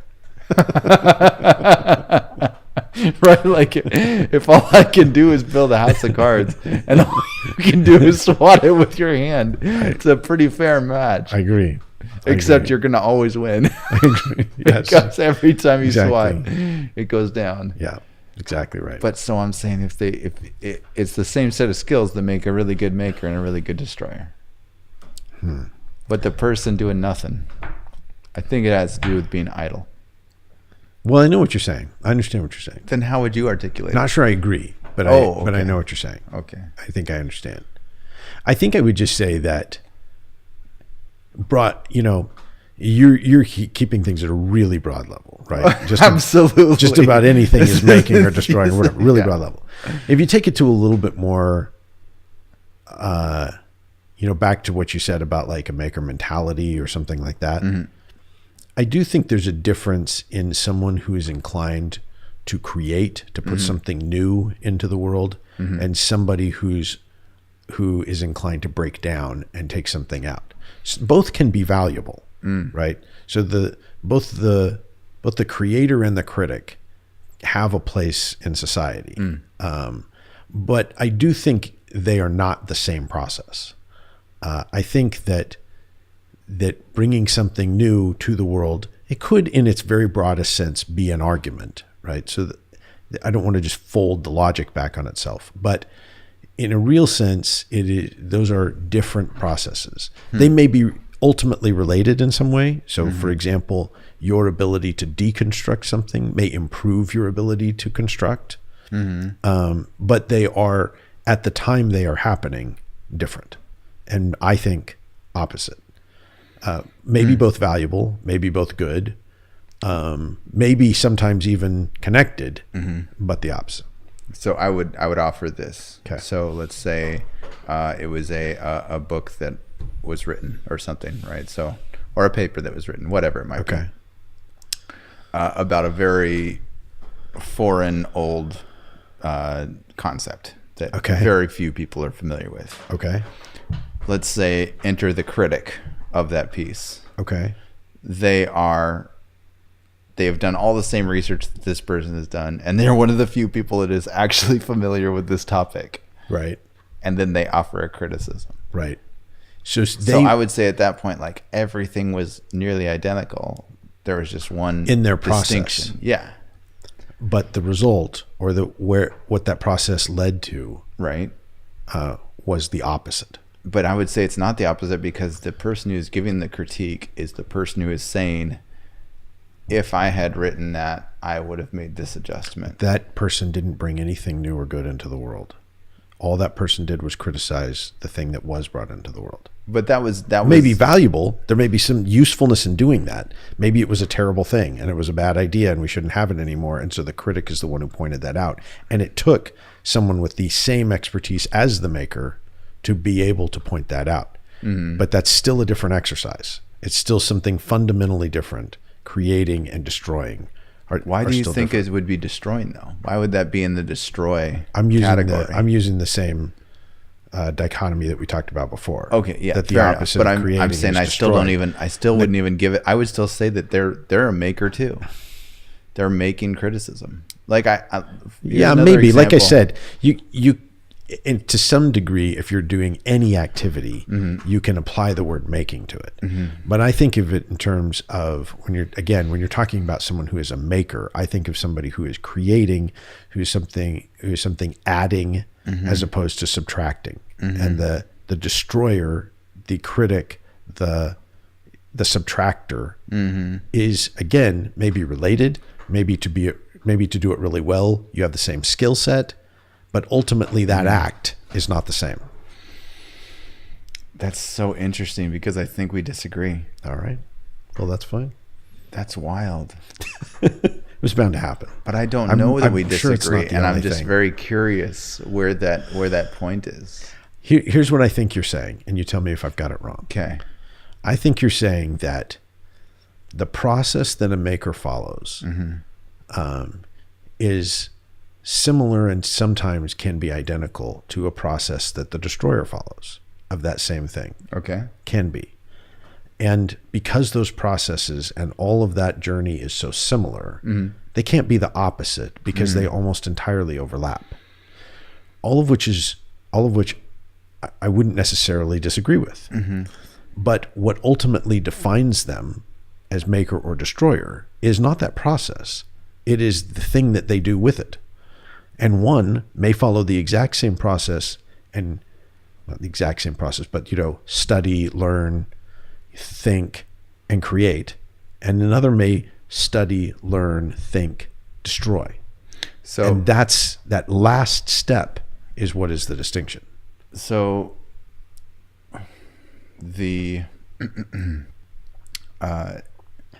what if it was simply that it was so your point is that it has everything to do with drawing a relationship to the thing that was created. I think that's what you're saying, that the destroyer has to come second, I would say, is an assertion that you're making. I think that's right. I think you have to have something created before you can have something destroyed. So, and there has to be a direct relationship between them, right? That's given if you say one comes before the other. I suppose in the most you can't broad destroy sense. You can't destroy something that hasn't been created. I agree You with can't that. destroy something in a vacuum where there is nothing else. So, and if there were multiple, if there is nothing, then there is no if maker there were or destroyer three or things anything that were else. created and the fourth thing was destroyed, that doesn't make sense. Doesn't make sense. That's right. So, I agree. So this is interesting. So I watched, and I think you might have expanded my mind a little bit on it, because I'm recalling this really great documentary that covered cellular interactions, right? Okay. What happens inside a cell, how the Okay. mitochondria work, and how these things are doing whatever. There's crazy stuff going on in there. There's like yeah. It's freaking amazing. highways where these little dudes will like carry these big loads, like that are just floating, and they'll just drag them along, and they'll literally work their way down these highways and stuff. It's insane. Amazing. It's incredible. But one of the things that I really liked is that the guy talked about, he was talking about viruses and all those types of things. And he was like, at the end of the day, like at the very base level of all of this, he's saying basically that there's something that is kind of creating and something that is destroying, he was saying, which I thought was very interesting. That it doesn't matter how low you go, how, fine you get into all of this. But I guess one of the reasons why I see what your point is, but I also kind of think that they're in the same category in a way, because the destroyer makes the creator stronger. I would say, Because go ahead. Sorry.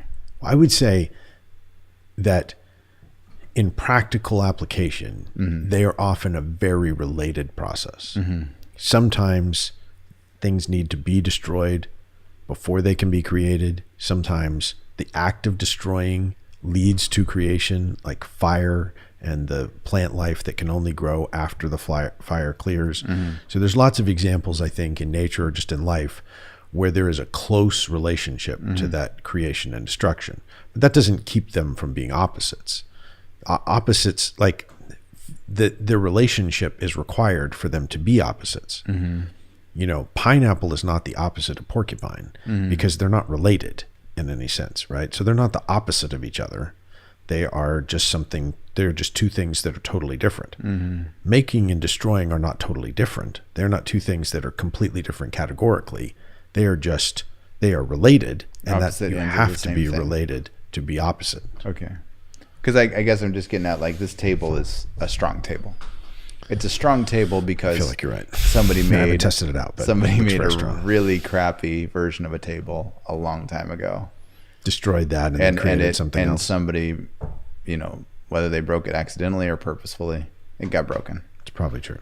And so they made a better table, used better materials, did better finishes that are, you know, going to stand up better, used better glue, better processes in attaching the pieces together.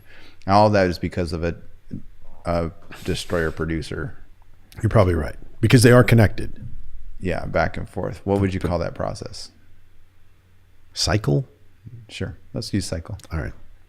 Yeah. So I think that's what happens a lot of times, and that's why they're related. I think that's why you were resistant to the idea that they were opposite, because in so many ways they seem so connected. And I agree with you on that. That point I think is a good one, and we're on the same page. But I think that's an argument for them being opposite, not against. Idle is almost like a totally different category. Yeah, that is interesting. I mean? Well, perhaps. Because there you're not doing anything. You're outside the cycle altogether. That's like your pineapple and porcupine. I don't know though. It's not quite that different. I would idle could actually be the okay, you're right. It's almost like you could think of, you mentioned yin yang earlier. Yeah. Now I can't get that symbol out of my head, but maybe that's the difference. Is idle is that symbol not spinning, and something that so the process isn't even working. So neither exist. No creating, no destroying. They both exist and they're both present. However, no energy is entering the equation. Okay, so they're just not happening. Yeah. All right. So it's not that they're absent. It's just they're static. Introduce energy into the equation. You get movement on both, which means I write that paper, you critique it. Yeah. I write it again, you critique it again. Yeah. But I think, I think it's important. I think sometimes the distinction is important because I think it helps recognize what's happening in a process. And I think, like, you have always struck me as a very creative person. I think you are a maker of things. You're trying to improve things, better things, come up with something new. Your questions even during this has been like, well, what would make it better? And well, that's good, but what would make it better? What would do it better? And again, sometimes the critique of those things is part of the process to figure out the answer to those questions. But it is a different process. And my mind tends toward the critic more than the maker. So that's why I kind of had that visceral response when you said, you're a maker. I was like, I'm not a maker. It's not that I never have. I've written songs. I made bookshelves in my, my garage or whatever. There are things that I have done. It's not that I've never made anything, but it's my natural impulse is to reflect on and examine what someone else has made rather than to make something myself. There are some areas where there are exceptions to that. I love making stories. I love making certain things. So I have some creative outlet that way. But I think you're really driven on that end of the spectrum that's sort of about creating, making, producing, that sort of thing in a way that I'm not. So here would be the question then.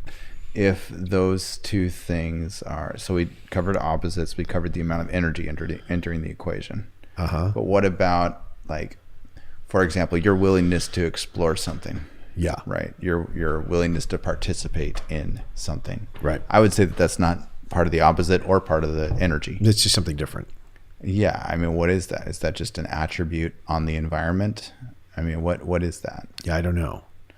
Right? Like a similarity between two things doesn't just by default mean opposite.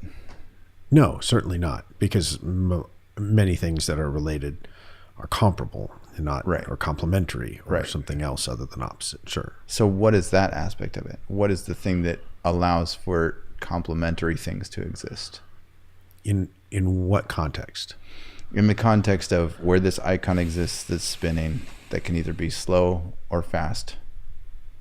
Is it its position in three-dimensional space that would be representative of how common it is to something else, or how closely related it is?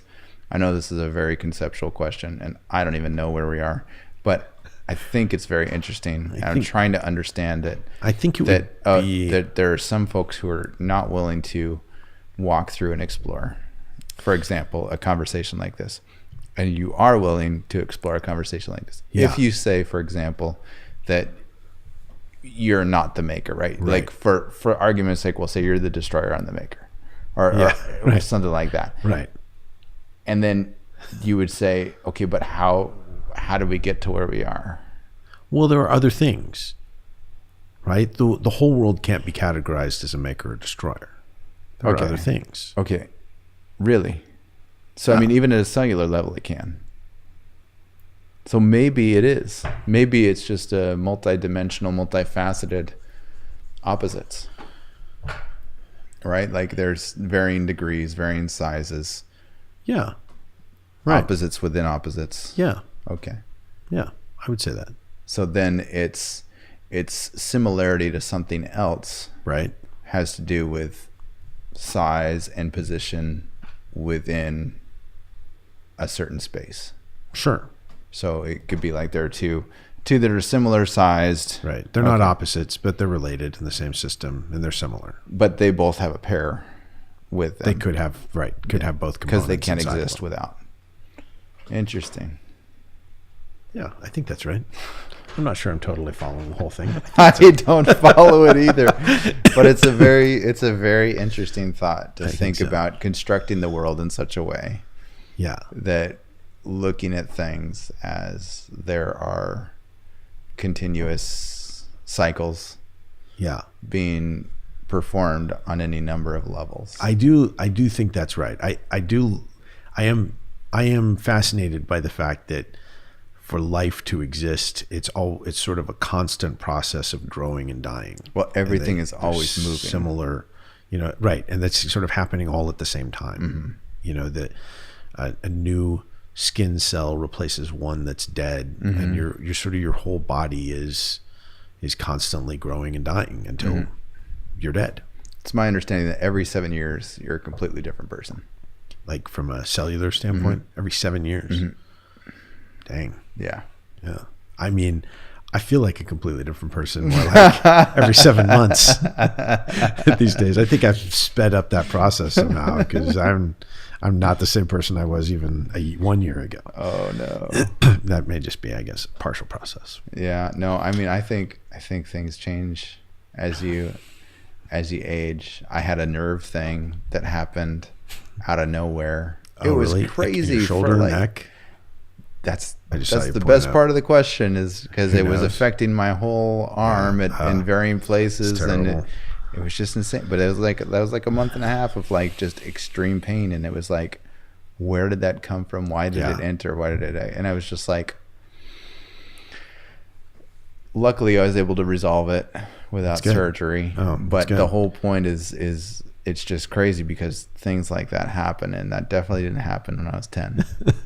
Yeah. Well, that increases. I was playing basketball the other day, and I played with a bunch of guys who were a lot younger than me, and one of them's a physical therapist, and we were just sort of before the game. I said, "Hey, how's it going?" And he was like, "Good." And he asked me, and I said, "Okay, my shoulder is just sort of randomly sore. Like I don't know why. I didn't do anything to it. Like I didn't sleep. Like it's I just slept and now I'm going right, exactly. Like just it wasn't, and now it is, and I don't know why." And he goes, "Oh, well, you know why?" And I said, "No." And he said, "'Cause you're old." Oh, there I it was is. like, yeah. Yeah, that's brutal. Brutal. That's how it goes. Well, it's been awesome having you on and chatting through all these subjects. I definitely appreciate your willingness to explore the abyss and get a little crazy. Well, thanks for having me. I have always, one of the reasons I've always enjoyed talking to you is because it's never like conversations that I have with other people, and I mean that totally complimentary. No, you were willing to explore some wild places, which is super fun. All right, well, thanks for having me. Yeah, definitely. Thank you for coming out. Yeah, my pleasure.